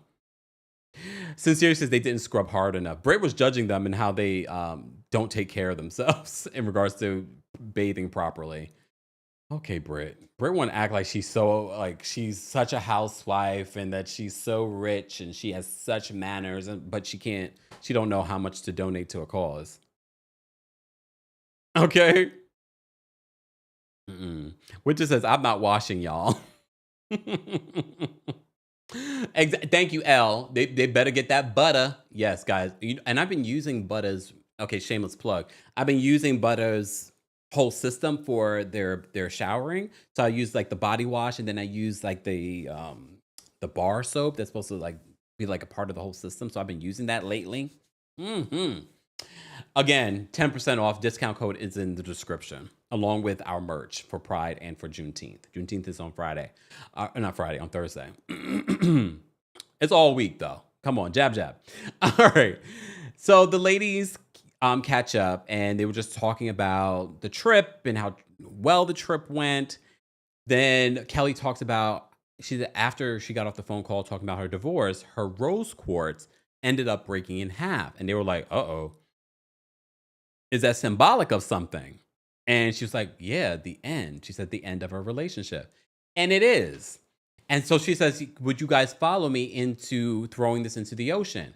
Well, usually in order to get rid of a crystal, they say, give it back to the earth. I guess you could do it to the ocean. Look, I brought some rose quartz. This is some rose quartz. I have bigger rose quartz, but I always say I got stuff in my pockets. I even got some black tourmaline to keep the evil spirits away. But this is what Kelly had. She had the rose quartz, and she said the rose quartz split. So the rose quartz split, so she wanted to throw it back into the ocean. So they throw it back into the ocean, but before she throws it, they flash to what we can see for next week's episode. All right, I got some more. Oh, okay. I got more crystals in my thing. Excuse me, y'all. See, I need to make sure I'm drinking water. If you are a member of the channel, I have dropped the calling link for our Royal Court members and for our senior royals. If you are a Team Kempire member, I'm going to drop the call link for you guys as well. Keep liking the video live chat. I will drop the call in link for you guys once we get to mods. How many likes should we get to? Oh, I'm surprised we don't have more people. Are a lot of y'all Team Kempire members? But live chat, how many people we got here? We got over 2,000 people. Oh, we need to get our likes up, y'all. All right, we need to get our likes up, and I'll drop the call link for you guys.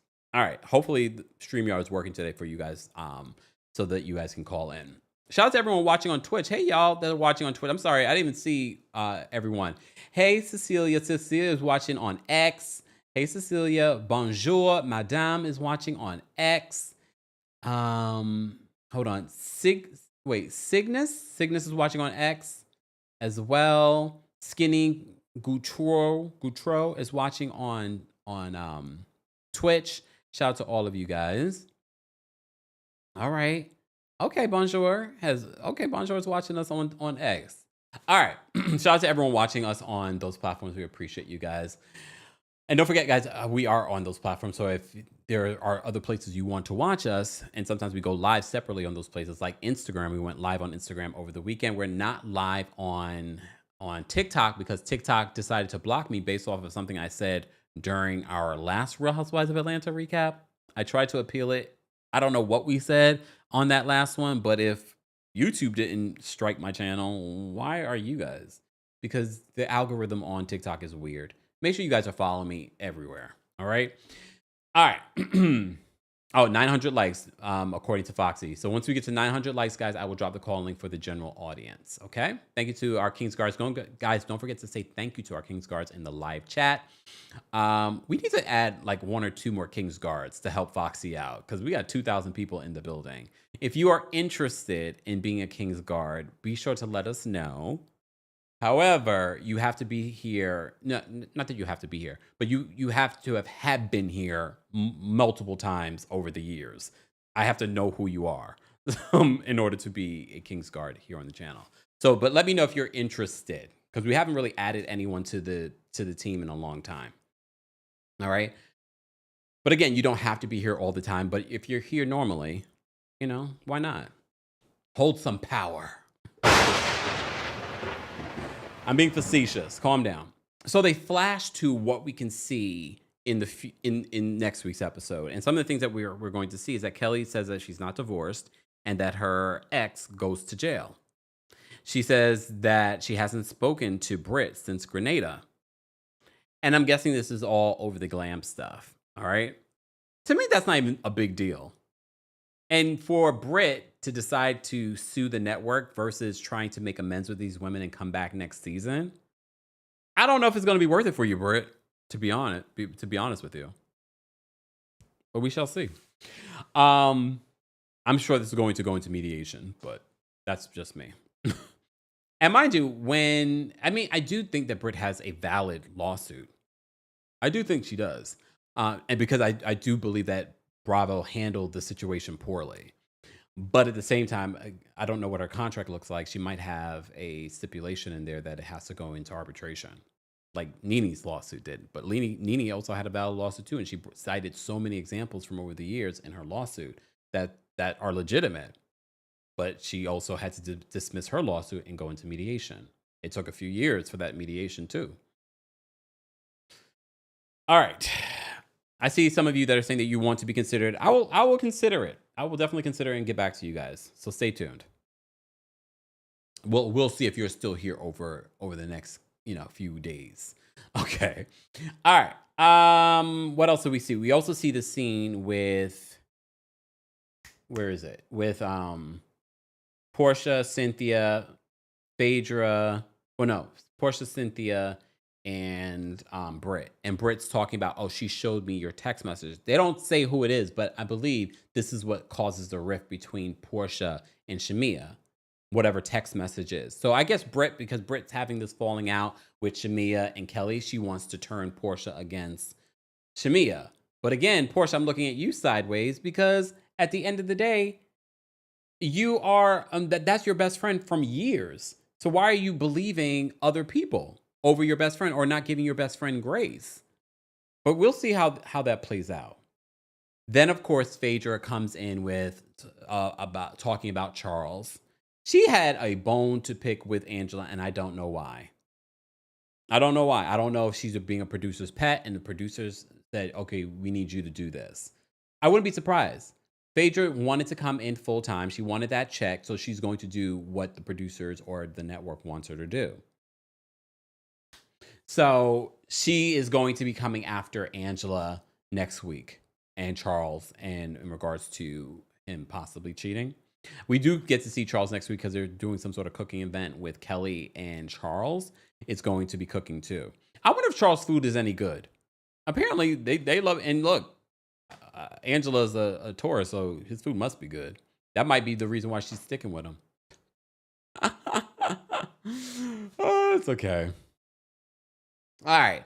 I'm going to close this so we can be done. I've been talking for an hour and 40 minutes. And I really did not want to talk that long. But let's get to our callers. Last week we were trying to get callers and we weren't able to. So this week, you guys can weigh in, but you only have 30 seconds. Okay, I will give members that are calling in right now. If you're a member and you call in after I drop the call-in link for everyone else, I'm sorry. So members that are calling in right now will get a minute, but you have to respect the timer. If I have people start talking over the timer, I'm going to have to cut it down to 30 seconds. Okay? All right, let's get into it. I do want to remind you, the callers' opinions do not represent the opinions of myself, TheKempire LLC, or our sponsors.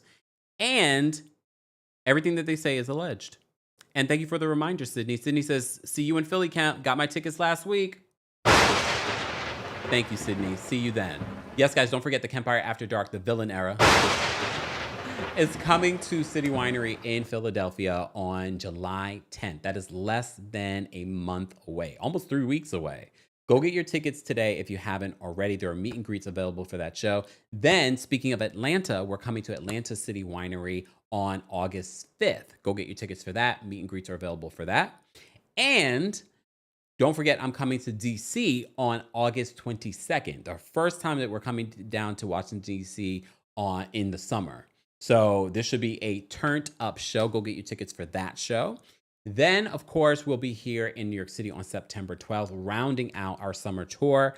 That show has meet and greets, but also a live stream option. So if you can't come to any of the shows because you're in another city or another country, go get your tickets for that. And also, even if you come to the other shows, what I say on, in Atlanta or Philly won't be what I say in September. So stay tuned. Let me take a sip. Let's bring up our callers. Cynthia's first. Cynthia was waiting patiently behind the scenes. Cynthia, what's going? Oh, Cynthia. Hi, Kempire. How are you? I'm well. How are you? You gotta turn off that music. Oh, I'm sorry. I'm playing Uno. Oh, Uno. Uno has music? Oh yeah. It's on the iPhone. Yeah. Oh, I haven't played Uno in years. I've only played the card game. No. Kempire, how you doing? I'm well. How are you? Good. Last episode, I would give it an 8. It was okay. Okay. It was okay. I don't really see glamoring on Kelly. Is it me? No. I agree. Yeah, I'm not surprised, and I feel like Kelly jumped on Shamia's bandwagon, and plus her issue with Brittany that probably compiled, and now they're not friends anymore. But Brittany's not friends with anybody. She's a Libra, so. Well, they have not the Libra shade. Yeah, you know what? There's one of my sisters that I'm beefing with. She's a Libra, and she acts just like Britt. Always playing the victim. Nothing's ever their fault. You might have a point.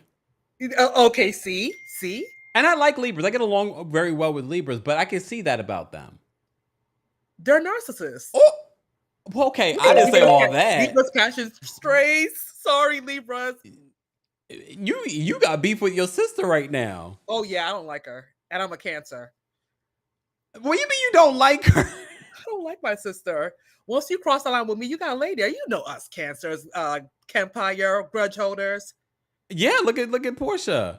Wow. Okay, I forgot to start the timer, but I guess your time is up. My time is up. I said enough, Kempire. Thank you so much. Bye. I wanted to get to the bottom of what. Okay, hold on, Cynthia. What's the beef though with your sister, real quick?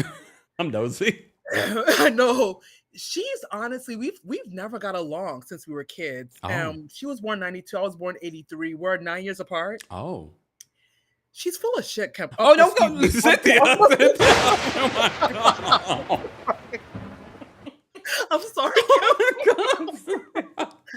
We just don't get along. But why y'all beefing now? Like what went down? Well, there was one. I want to say about a couple of years ago, we got into a fist fight. We're always fighting,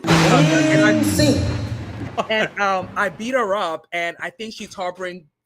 Why did I ask? You got what you asked for, Kempire. We are not promoting violence. But we're not promoting violence, guys. We're not promoting violence. I thought we made up, but I guess she wasn't over it. So she's not over the beat down? Yes. From last year? But yes. But that was 2 years ago. Oh. But Kempire, check this out. She's also beefing with my other sister. She's a Scorpio. Also, she don't like water signs. Yeah, my sister's a Scorpio. We're 17 months apart, and I'm a Cancer, so she doesn't talk to any of us, and we don't talk to her either. Really? That's interesting. I'm really shocked. Those darn Libras. Oh. Mm-hmm. My dad's a Libra. I don't talk to him. I don't like Libras. That's it. My dad's a Libra. A lot of y'all don't like Libras. My sister's a Libra. But I don't find it. I can see the victim stuff, but I don't know about the lying stuff. Libra be lying. Wow. I can't so wait she's to get holding a grudge from a fight. comments. But wait, she's holding a grudge from 2 years ago? From 2022, 3 years ago, actually. 3 years. Damn. So wait, so y'all haven't talked since then? No. Oh, life is short. Did she have kids? No. Oh, okay. I was she got married. I wasn't invited to her wedding. When did she get married? She got married 2023. Oh, no, the same year you beat her up? 2022. The same year you beat her up? She was asking for. She talked too much. Oh my gosh, Cynthia! I thought you were so sweet and not beating people up. Okay. We have our crazy side. I'm a crazy Cancer. Oh, okay. Capital C. Okay. Crybaby crazy Cancers. Cynthia, we appreciate you calling in and sharing your story. I appreciate you so much. You guys don't judge me. I'm really nice. What? Okay, okay, I'm sorry. I'm sorry. I just needed to get the tea. I'm nosy. I don't feel that way about Libras, but when she said the victims, I was like, I could see that with some Libras. I could definitely see that with some Libras. But damn, they're not talking. They haven't talked in a long time. That's sad. But it happens. I have moments where I don't talk to my siblings. Okay. All right, Tyler, what did you want to share? Hi, Kempire. Hey. So I have experienced Libras. They are manipulators, but they're typically good people. But Kelly displays Pisces behavior, very flip flop. Oh. Every Pisces I know, they're very flip flop, but it's because they want to be everyone's friend and they end up caught up in the middle. Every Pisces I know it's like that. Overall with the show, I don't think Drew will be back next year. Britt wasn't coming back regardless. Mm. I'm interested to see who they are going to add to the fold. I do think a veteran needs to come in because Angela and a vet would be good. These girls can't keep up with her. But other Mm. than that, that's it. Portia, you were ready. And Phaedra, you're no Christian. You may sleep with a man named Christian, but you're not a Christian. But that's all. Thanks, Tyler. So look, Tyler did that in 45 seconds. All right, let's bring up Toya next. Toya, what did you want to share about the Real Housewives of Atlanta's latest episode? Hey, Kempire. Hey.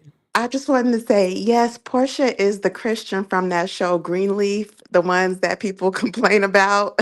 That be so messy. She's that kind of Christian. Oh. But I just want to say that Portia, the nicest thing I've ever seen Portia do for Shamia was give her her hat and bathing suit in that photo shoot. That was so nice. I First time, and I probably going to be the last. I agree. I also wanted to say that I love that Grenada is getting so much love, and I hope that this does help boost their tourism. I'm Hmm. sure that stuff was probably given to an organization that was shipping stuff over there, Yeah. so we're probably not going to see that part of it. Yeah. But the exposure that they're getting, I'm Jamaican. I'm from New York. I've never heard of Jab Jab, and Me I'm ready either. to go. Like, I I don't love know that about they are going. showing this light on this culture. I love it.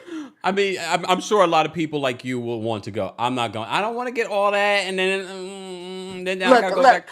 I'm trying to make it down the aisle in a few months, Kempire. My man ain't letting me go nowhere. Oh, He's like, excuse me, you what? did hear my advice earlier, right? Yes, Oh, yes. No okay. joint accounts. Okay. No, you can have a joint Bye. account, but have your other accounts. Oh, you already know. But also have that joint account so he can pay the mortgage. All right. I know that's right. Bye, Toya. And congratulations, Toya. I think Jab Jab, again, Toya's Jamaican. I'm Jamaican. I never heard of Jab Jab, but now we all know about it. But if you like Carnival and stuff like that, I do see more people now are going to want. I don't like crowds like that, y'all. You know, my energy, I'm very particular with my energy. So and all that rubbing up, no, I'm not gonna like that. BK says, yes, Angela needs a vet. In regards to like an OG, literally we just saw Nene hanging out at BT Awards with Angela and Kelly. So, I mean, I haven't heard that Nene is being considered for season 17. She definitely was being considered for, not considered. She basically was supposed to go to do Traders, but she decided to not go. To some personal stuff going on. So that was the only reason why Nene was not going to be on Traders. All right, let's bring Ariana up next. Ariana, what did you want to share about Real Housewives of Atlanta? Hi, Kempire. How are you? Oh, well, how are you? Good. I'm dog sitting right now, so I'm really hoping that they don't want to go crazy. Oh, I'm gonna try to keep this short. But okay. So you know how like throughout the season, Porsha and Shamia were getting mad at each other, like on social media and stuff like that, and through interviews. Are they now fine? Like I'm really confused. Like, are they cool? Are they not cool? I did think that her giving the hat was really nice, and they seem to be on a good page, but I'm confused about that post and delete, and I'm just like, what's going on? But I don't know if I'm not tapped in enough. I've been very busy. I think we'll know. I think we'll know better next week. I think something else happens. Okay. But yeah, overall, I think the show is getting a bit better. But it's still just, it's not like I'm rewatching old RHOA now, and it's just not it's not giving anymore, and I don't know what they can do to really fix it, but I'm a little concerned. Yeah. But that's all. Thanks, Have a good Ariana. rest of your day. You too. I think we should normalize ending shows when they're just not good anymore. But again, this is a huge money bag for the network, Real Housewives in general. But I think they should just move on, maybe move to another city and develop another show. Miss Bernice is backstage and bring Miss Bernice up. Miss Bernice, what did you want to share about Real Housewives of Atlanta? What up, though, everyone? What up, though? Hey. Hey, Kempire. I think the Harlot twins was running amok last night. Which one? Phaedra and Porsha. Oh, okay. I wasn't sure. You know, I'm a Christian. You know what? Lightning should have struck you as soon as you said that. Really? I can understand with Kelli and with Brittany, because when she was having a conversation with her about, you know, how she felt and everything, if we had an agreement before, and then we get on here, and you did a 360 on our agreement, now you're making me look bad. What's up with you? That was legitimate. I sympathize with Kelli on her going through her divorce, but you being a flip flopper, that's not good. Yeah. And you know what, the Harley twins, I'm just okay. I can't take them. How you gonna be 1 minute, dang, 1 minute you're gonna be for me, and then the next show you're gonna be against her. Something ain't working with the mathing. That's it. My time done ran up. I'm gonna hear people griping. She done went over time. Who said that, Miss Bernice? Name them. Name them. Thanks, Miss Bernice. Have a good day. Okay, bye-bye. All right, guys. Once we get to 900 likes, I will drop the call link for the general audience, but we have our members backstage. We're going to bring up Dewan next. Hold on. Dewan, what's going on? Hey, what's up, Kempire? How you doing? Hey, not bad. How are you? I have not been watching at all. It's been crazy. But I've been keeping up, obviously, with social media and stuff. And I think I've just come to this natural conclusion. I get it. They want to go younger because people are getting younger. But I think what just is so entertaining, and Angela proves it, and so many of the other franchises, there's something about just older women with money being housewives.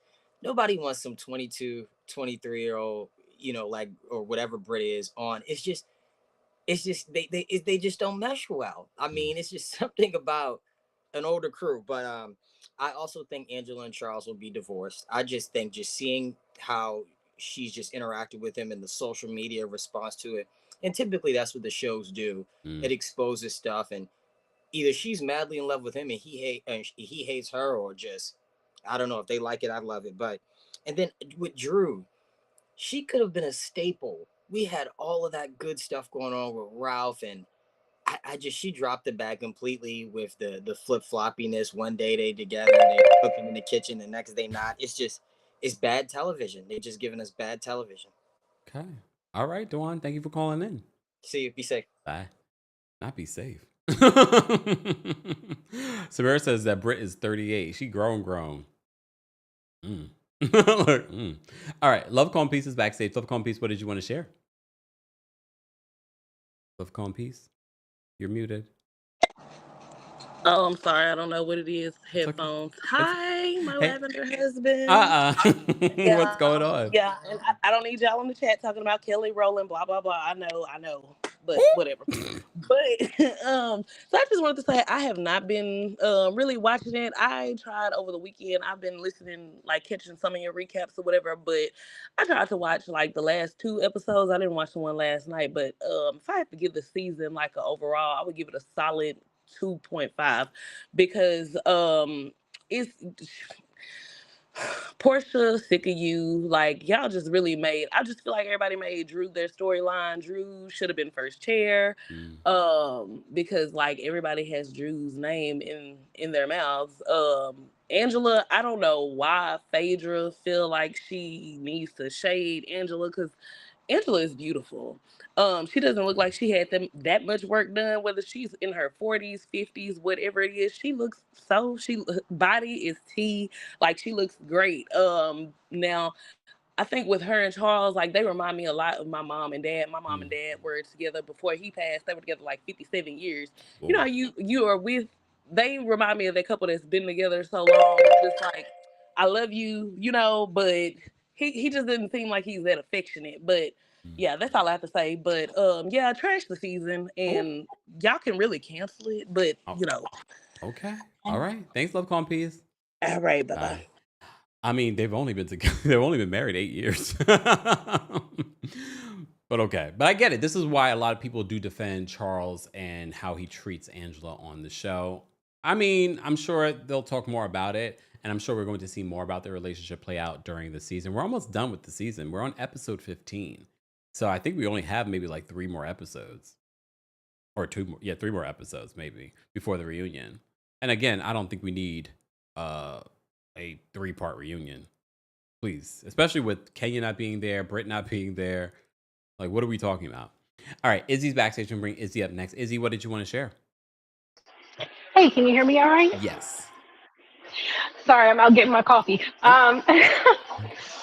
Look, taking my lunch break. I just wanted to say, actually, some of my comments are actually from last week since we couldn't call in. Yeah. I know that it is tacky to track people's money, but my real issue with Britt is that if you're really walking around being that girl, talking about how you had to leave your diamonds at home, and then you come with a $250 donation, I have a problem with that. So I'm not mad at Shamia for calling her out. Okay. I just think that Shamia's, it depends on what Shamia's intentions are too. Like, was it really to benefit the charity or just to be petty?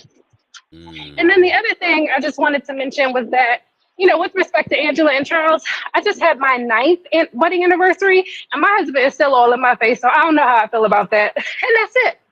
Well, Izzy, before you go, did you donate to our fundraiser this month?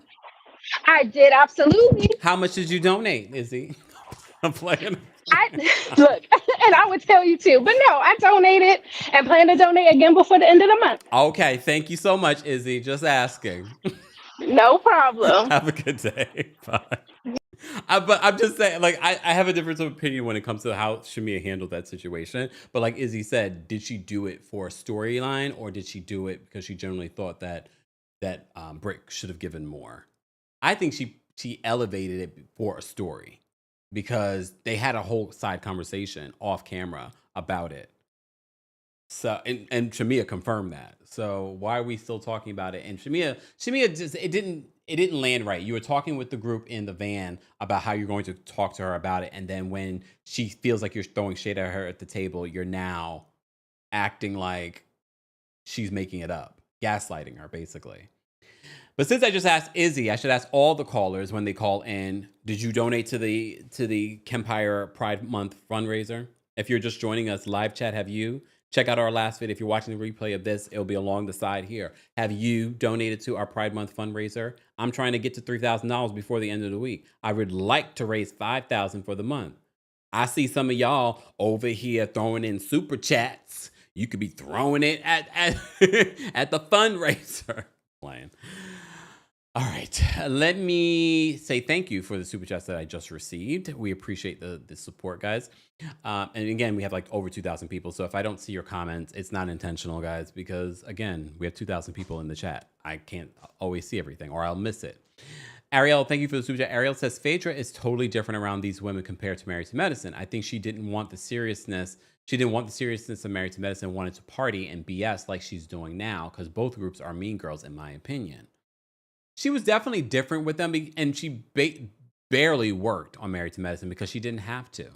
They didn't really make her to, but the other women were trying to make her work. You saw that in the last season. They let her get away with it in her first season.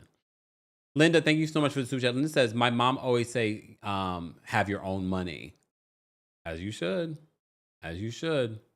Lashunda, thank you so much for being a member for the super chat. Lashunda says, hey, Kempire, you don't have to teach the Pisces because we already know. Oh, in regards to donating. Thank you, Lashunda. Tamara, thank you so much for being a member for the super chat. Tamara says, you just got another Virgo member. It is the villain era after all. Oh, okay. Virgos. Thank you, Tavera. Thank you for becoming a member as well. Candid but Sweet says, thank you for the super chat. Late, I see why Phaedra didn't fit in with Married to Medicine. Phaedra is a city girl and with the ish.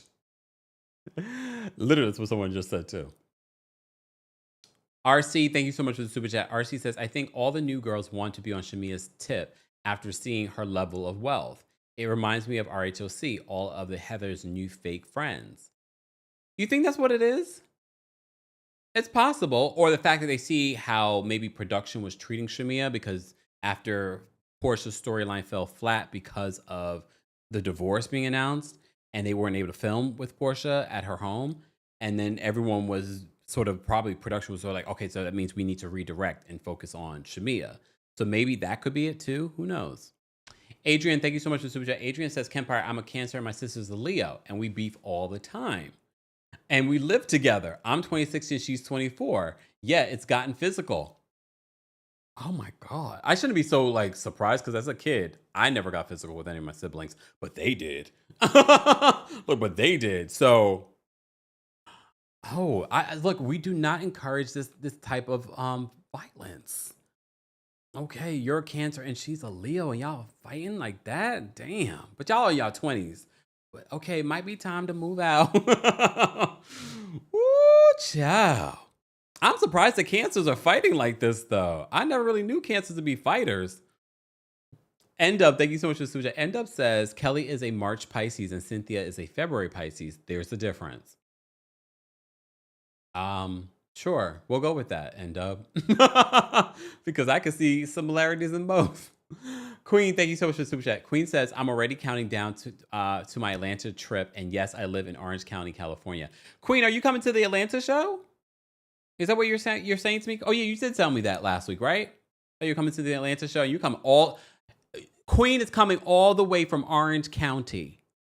And y'all in Atlanta haven't gotten your tickets yet? No. Atlanta, y'all showing up. Go get your tickets, guys. Don't be left outside the door and then begging for tickets later. The same.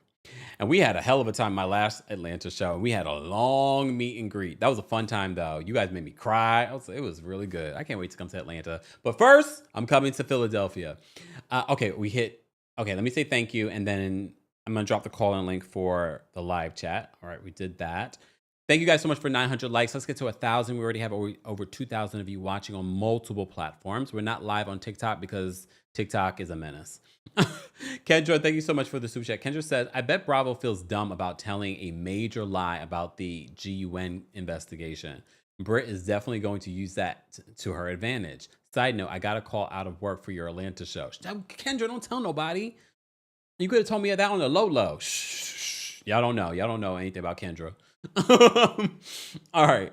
So I'll see you in Atlanta. Yeah, our Atlanta show. Yeah, it's on a Tuesday. But guys, I fought for like a Friday. But booking shows are not easy, and dates get picked up very quickly, and people fighting over dates, and y'all have no idea on what it takes. So the only other date I could get that was soon would be that date that we have. So it's a Tuesday, but we can still get crunk on a Tuesday, right? Right. All right. Let's bring up our next couple of callers, okay? We got Zena backstage. Zena, what did you want to share? Hi, Camp. OMG, let me hurry up and get my commentary because I'm at work. I ain't supposed to be on this phone. Go ahead. No, but I just wanted to say a couple of things. First and foremost, people like Porsha, whether it's like real celebrities or Bravo celebrities or whatever, I don't understand them having people like yourself blocked. You're commentators. If it wasn't for your commentary, several of your callers had called in. We wouldn't even be watching the show. We don't even watch it. We don't want to see it. We're only keeping up on it because of people like you. If it weren't for commentators on YouTube that we like, giving us the tea and the scoop to even give us a smidge bit of interest for next season, boo, the show would have 0 views. Let's be for real. There's that. Ralph had me on the floor with his flatliner season. Oh my God, that man was not getting the reception he thought he was gonna get. And I was in the comments hollering. People was like, we don't care about that, Ralph. Where was you at in Tampa? Tell us where you was at, because we still don't know where about your 3-day vacation, Booski. Let us know where you was at, Ralph. Because the receipts was flat. Yes. But yes, that's all. Thank you, Kim. Thank you, Zena. Take care. Bye. You too. Ooh. All right, we have NYC DMP backstage. Hold on one second. NYC DMP, what's going on? What did you want to share? Hi, can you hear me okay? Yes. Okay, perfect. All right, so I don't think that the Charles thing is what everybody thinks it is, because he's an Aquarius and my father's an Aquarius, and they act a lot alike. Like they're what we've been told. Anyway, like my dad's like the light of the room at a party, but he's very quiet otherwise. He doesn't go and hold like his wife's hand. They've been married for over 30 years and she's crazy. But he's as loyal as possible to her. So I just think that they act different in the open in the wild than they do in the home, because he loved that woman and I don't know how. Oh. But that Aquarius is well. What's her sign? She's a Sagittarius. Oh. It's a lot. But anyway, I don't think it's that they don't love each other. I think he's just quiet about it, maybe a little snarky about it, a little dark humor about it. Anyway, that's all. Love you. Thank you, NYC DMP. I'm sure you'll be at the New York City show. I'm sure. She's I think she's come to all the shows in New York City. All right. Let's bring up Judgy. Oh, damn. Okay, let's bring up Judgy Justice. Judgy Justice, what did you want to share? Hey, Kempire, I just wanted to share that I honestly really, it was like back and forth for me for this episode. So I ultimately ended up at like a 6.5 for a rating out of 10. The geriatric Mean Girls, City Girls, whatever y'all want to call them, is very different. And then also Phaedra reminds me of like those mean church goers. Then like you find out that they was at Freaknik and now you're like, now I know why you hating. Another thing is that I feel like the issue between Britt and Shamia will be cleared up if we know, did Britt actually give more donation or was it just that small box?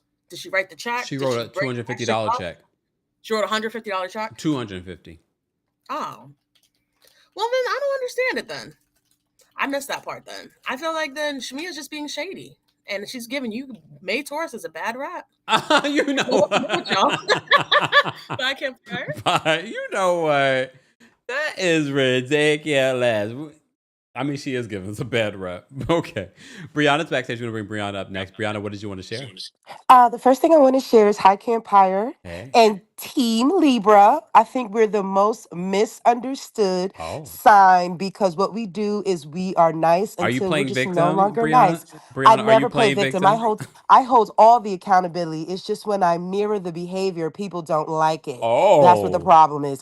Okay, let me be quickly on the Real Housewives of Atlanta. So I've been watching old episodes and I'm trying to compare them watching this because it's like everybody plays a role in the old episodes. Everybody stood up, everybody did what they need to do. This one, everybody's just trying to blame each other. They're like trying to pass the baton like, oh, it's Drew. Oh, it's Brittany. Oh, it's this. So it's like if everybody just stepped up and worried about themselves and brought something to the show, it would bring old school Real Housewives of Atlanta because that's what they did in the old show. Everybody had their own thing, said their own thing, and then when they fought, it was an entity fighting another entity. So that's the one thing I would say that is the difference. Okay. All right, Brianna. Yeah. Go continue. Look, go continue to play victim. No, play. Take care. Right. Bye. I already told you, I normally like Libras, but when Cynthia mentioned the playing victim part, I was like, oh, I can kind of see that with some of the Libras that I know.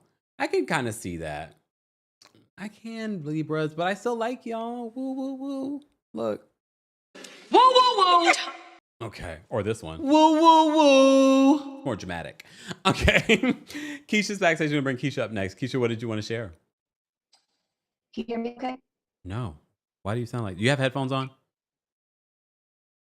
Uh-oh, now I can't hear you at all. You might have to take the headphones off, Keisha. Still can't hear you, Keisha. Maybe drop out and call back in, Keisha. All right. Excommunicado's backstage. Excommunicado, what did you want to share? You're muted, Excommunicado. What is going on? You're muted, Excommunicado. All right. We're going to have to pull you down. Oh, wait. There we go. Excommunicado, are you there? Yeah. Can you hear me? Now I can. Okay, great.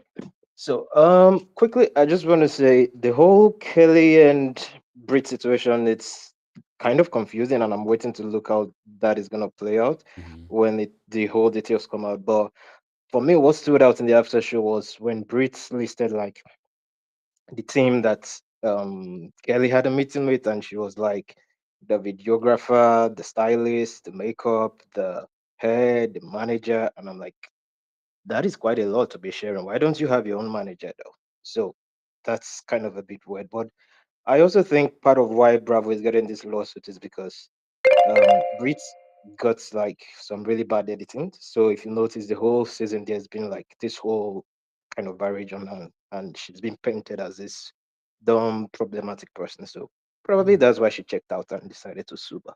Yeah. Okay. Excommunicado. Thank you for calling in. Thanks. Bye. Bye. Do you guys think that Britt got a bad edit?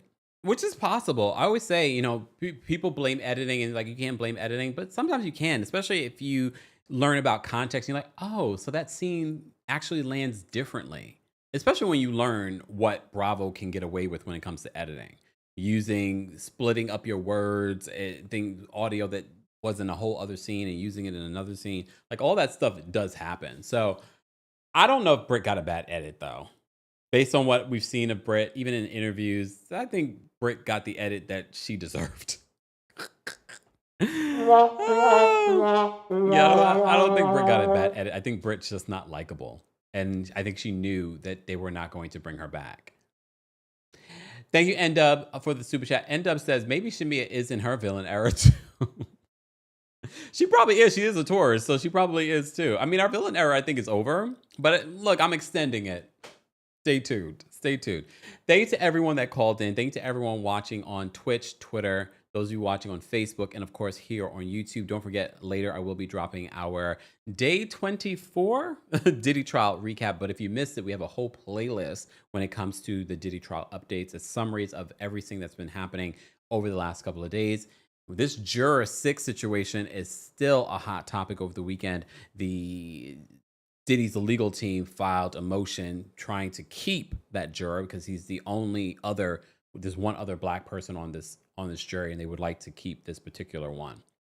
So I'll have that update for you guys later. And don't forget, you can hear our live recaps like this one and the Diddy updates, along with extended versions of the Diddy updates on the Kempire podcast. But those that haven't already, if you're new here or and you haven't subscribed to the podcast, or you haven't given us a 5-star rating on Apple Podcasts or Spotify, do me a favor. It's Pride Month. Don't be homophobic. Go give us a 5-star rating on those platforms. And if you haven't liked this video already, be sure to like the video. Why am I moving my hands like Kamala Harris? Why am I doing that? Because I'm speaking with my hands. Anyway, thank you to our King's Guards for holding us down. Thank you guys so much for the super chats. Thank you to everyone that's already donated to our Pride Month fundraiser. We are almost at 3,000, but we're not quite there yet. So I'm going to shame each and every one of you guys. For those that are watching this right now, raise your hand if you donated and tell me how much you donated. No, just raise your hand if you donated. And if you haven't, I'm going to shame you. Shame. Look, shame. And those of you that have donated, how much? Don't play. I get it. Some of you were waiting. Someone said, SW says, we did it, Joe. All right, let me get to these last couple of callers. We have some people that are still backstage. We're almost at 1,000 likes, guys. We're almost at 1,000. Okay. All right, Danique is backstage. We're going to bring Danique up next. Danique, what did you want to say about Real Housewives of Atlanta? Hello, Kempire. This is the first time I'm ever calling in. Where are you calling from? I hear an accent. Actually, I'm from Canada, but I'm Jamaican. I was about to say, I was like, dang, not a Canadian accent. Yeah, so I live around the Toronto area. I want to exact, but I'm Jamaican, but born and grew up like half my life. Mm-hmm. So I just wanted to say that I love that other parts of the Caribbean is being highlighted. Yeah. So for those who don't know, the Caribbean has two sets, like the Great Antilles and the Lesser Antilles. So Jamaica, Cuba, Hispaniola, which is like Haiti and Dominican Republic, and Puerto Rico is greater, and the Lesser Antilles is Grenada. Trinidad is at the bottom, like St. Kitts and Nevis, and Antigua and Barbuda. Those smaller islands are part of Lesser Antilles, and I love that, Grenada is being highlighted, and They have really great breeches. So Jamaica is great. Big up Jamaica, but it's great to see our little cousins also sharing the space. So yeah, I as agree. well. All right. Is there anything else you wanted to share, Janique? And even though it's a lackluster season, I just love Real Housewives of Atlanta. I don't know. Even if it's the bottom of the bottom, I don't care. I'll watch it. I don't know. Maybe it's a nostalgia of it. It's been for 16 seasons. I don't know. That's 13 years. But maybe I grew up on it and I just really love it. So I love to even watch it and then reviews and then all the drama that comes in the week and then back to reviews again. Maybe because I just have a 3-week-old and that's all I have to do. But apart from taking care of her, but I'll still tune in. I know everyone wants to trash it, but I keep it. Okay. What else is there? So well, I appreciate you watching because then you come watch the recap. Yes, exactly. And traitors that are coming up, I'm looking forward to it. I watch every season in the US and is there a Canadian as you said, one? I love when it's mixed. Pardon me? Is there a Canadian one for traitors? Yes, there is. But it's not as hype as they have some Canadians. They do a mixture. Like they have Canadian celebrities, quote unquote, and there are some regular people. But the US, obviously, the celebrities are much bigger. So, and the host is obviously different. But traitors and I've also watched the UK. All three of them is good. The UK one I love. All right. Yes. Congrats on your 3-week-old. Now get back to it. Don't play. I know. Bye, Alrighty. Bye. Thanks. Bye. All right. Let's try Keisha again. Keisha, are you there? Yes. Can you hear me? Yes. Are you in the closet? Not right now. No. Oh. Waflan from Jamaica. Oh, okay. What's going on? So I think all of these episodes are filler episodes for me. Actually, last night is the one that I enjoyed the most because, of course, just the cultural of it all. I didn't know anything about it, so was very intrigued about that. So I really don't have too much to say about it, but I did want to ask you a question. When Kelly was talking to Britt on the bed, and she was saying, the girls wanted you to show up a little bit more, like you went to Miami and did the whole BBL thing. Do you think she was thinking like she paid for it? Or when they replayed that scene, that was what I assumed, that she treated everyone to those different things. Britt did not treat everybody. I think she just planned the trip, and then it was like everybody, here's the doctor, you go ahead and get what you like, and we just go ahead and do this all together. I really don't think Britt came out of her pocket. But do you think Britt tried to paint the picture that she did in that scene? She could have, but she didn't clarify at all. There was no follow-up. Because that is expensive to pay for all of those like cosmetic surgeries. Absolutely. And how big was the team? Was it a team of 2 or a team of 10?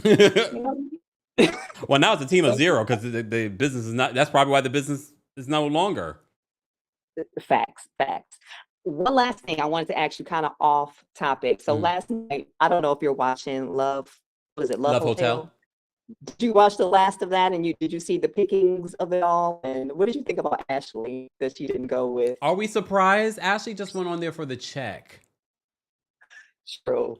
She's not even with that guy anymore. She's back with Josh Harlow. And remember, when she went on the trip for this show, she was already dating Josh Harlow. Oh, wow. Okay, so he just... Okay, and now she's filming with him again this season. Everybody. So... Okay. Ashley's a scammer. All right. Thanks always, Kempire. Thanks, Keisha. Take care. Bye. Yeah, I did watch the final episode of Love Hotel, but I didn't watch a couple of the episodes right before this season finale. It was season finale. I will say this about Giselle. Giselle looked great.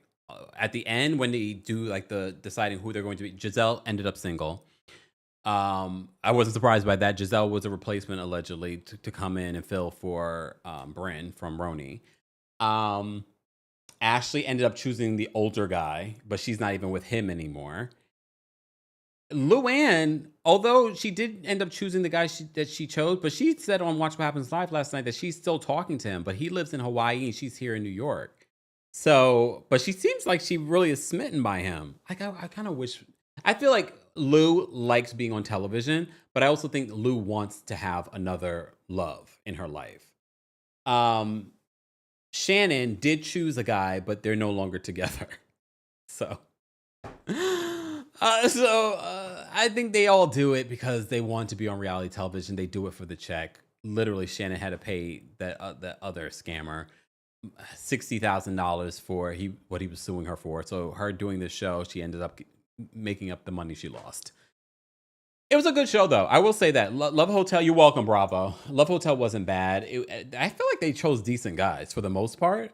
I feel like they had some good guys. I kind of wish Giselle really went in there wanting to find love. I do think that Giselle is a hard shell, but I wish she kind of approached it differently. I think she kind of approached it like she was hosting as opposed to actually going in there for something. But now everyone keeps saying, like, who should go on Love Hotel next? We shall see. I just don't want them going on this Love Hotel just to be on Love Hotel and not really trying to find love. Because then it takes away from the reality aspect of what we're watching. That's just me. Like, if we're going to do this, let's do this for real. Okay, anyway. I say all that to say, guys, what did you think of last night's episode of The Real Housewives of Atlanta? I thought it was a solid episode. I think they did a good job when it comes to the girls' trip, especially this last part. The first two parts, Again, we only probably have like 3 more episodes before the reunion. It will be interesting to see what happens between Porsha and Shamia. I'm feeling like Portia's just believing Britt. Britt doesn't like Shamia. So now we're starting trouble where there shouldn't be trouble. But okay. Someone said Kenya. Kenya is not going to be on anything Bravo or NBC Universal right now when Britt's suing them. Until they put this to bed, till they settle this, it's not going to be a good look for NBC Universal to have Kenya do anything with them when she's the target of a lawsuit. Life says that I need Tiffany Pollard on it. Tiffany's doing House of Villains again. I don't know why. I love me some Tiffany Pollard. We need her on Celebrity Big Brother, but they haven't done a new season of that either. We've talked about a whole lot in this recap. We talked about people's family business. Cynthia's getting into fights with people. We talked a lot, but it's now 2 p.m. Eastern here in New York City, and I got to go cover the Diddy of it all. And that's a lot to cover and to talk about. We have a lot to cover there in regards to juror number 6 and whatever is playing out in today's court. So I will see you all in the next one. Thank you to our King's Guard. If you would like to be one of our King's Guards, I'm going to add maybe 1 or 2. But you have to have been here over the last couple of years. Like, I can't add someone that's a Johnny-come-lately. All right? You see what the job is. You don't have to be here all the time, even though Foxy is always here. Mama Ellie is always here. But I think in fairness to them, I would like to at least have additional support for them. Okay? All right. So we're going to add a couple of new King's Guards in 2025. So stay tuned. If you act up, though, please don't get your feelings hurt if you wake up one day and you're no longer a King's Guard. Don't get in your feelings. We've had that over the years. We've gotten a good stride with our King's Guards now, though. All right. Breezy says, Team Libra. All right. Hey, Vicky. Vicky's watching on Facebook. Shout out to our Facebook fam. Vicky says, love you, Kempire Daily. Can't wait for the updates. Stay tuned. Stay tuned for our Diddy update. Thanks, Foxy. Guys, don't forget to show love to our King's Guards in the chat. Thank you to everyone that sent in a super chat. Thank you to everyone that donated to our Pride Month fundraiser. Don't forget, we are still raising money. We still have not hit our goal. Okay? So please donate. If you're watching the replay of this, it will be along the side here. Or for those that are here now, go check out one of our last videos. You'll be able to donate there. Okay? All right. Thanks to our King's Guards. Thank you to our channel members. Thank you to our subscribers. Thank you to those that are just watching. And don't forget, the Kempire After Dark, the villain era, is coming to City Winery in Philly on July 10th. Atlanta, we're coming to that City Winery on August 5th. Then we'll be at Union Stage on August 22nd in DC. And then we're back here in New York City at the Green Room 42 on September 12th. That show has a meet and greet and live stream option. All the shows have meet and greets as well. All right, y'all. I hope you guys have a great rest of your day. I will see you all in the next one. Bye. Here we go now.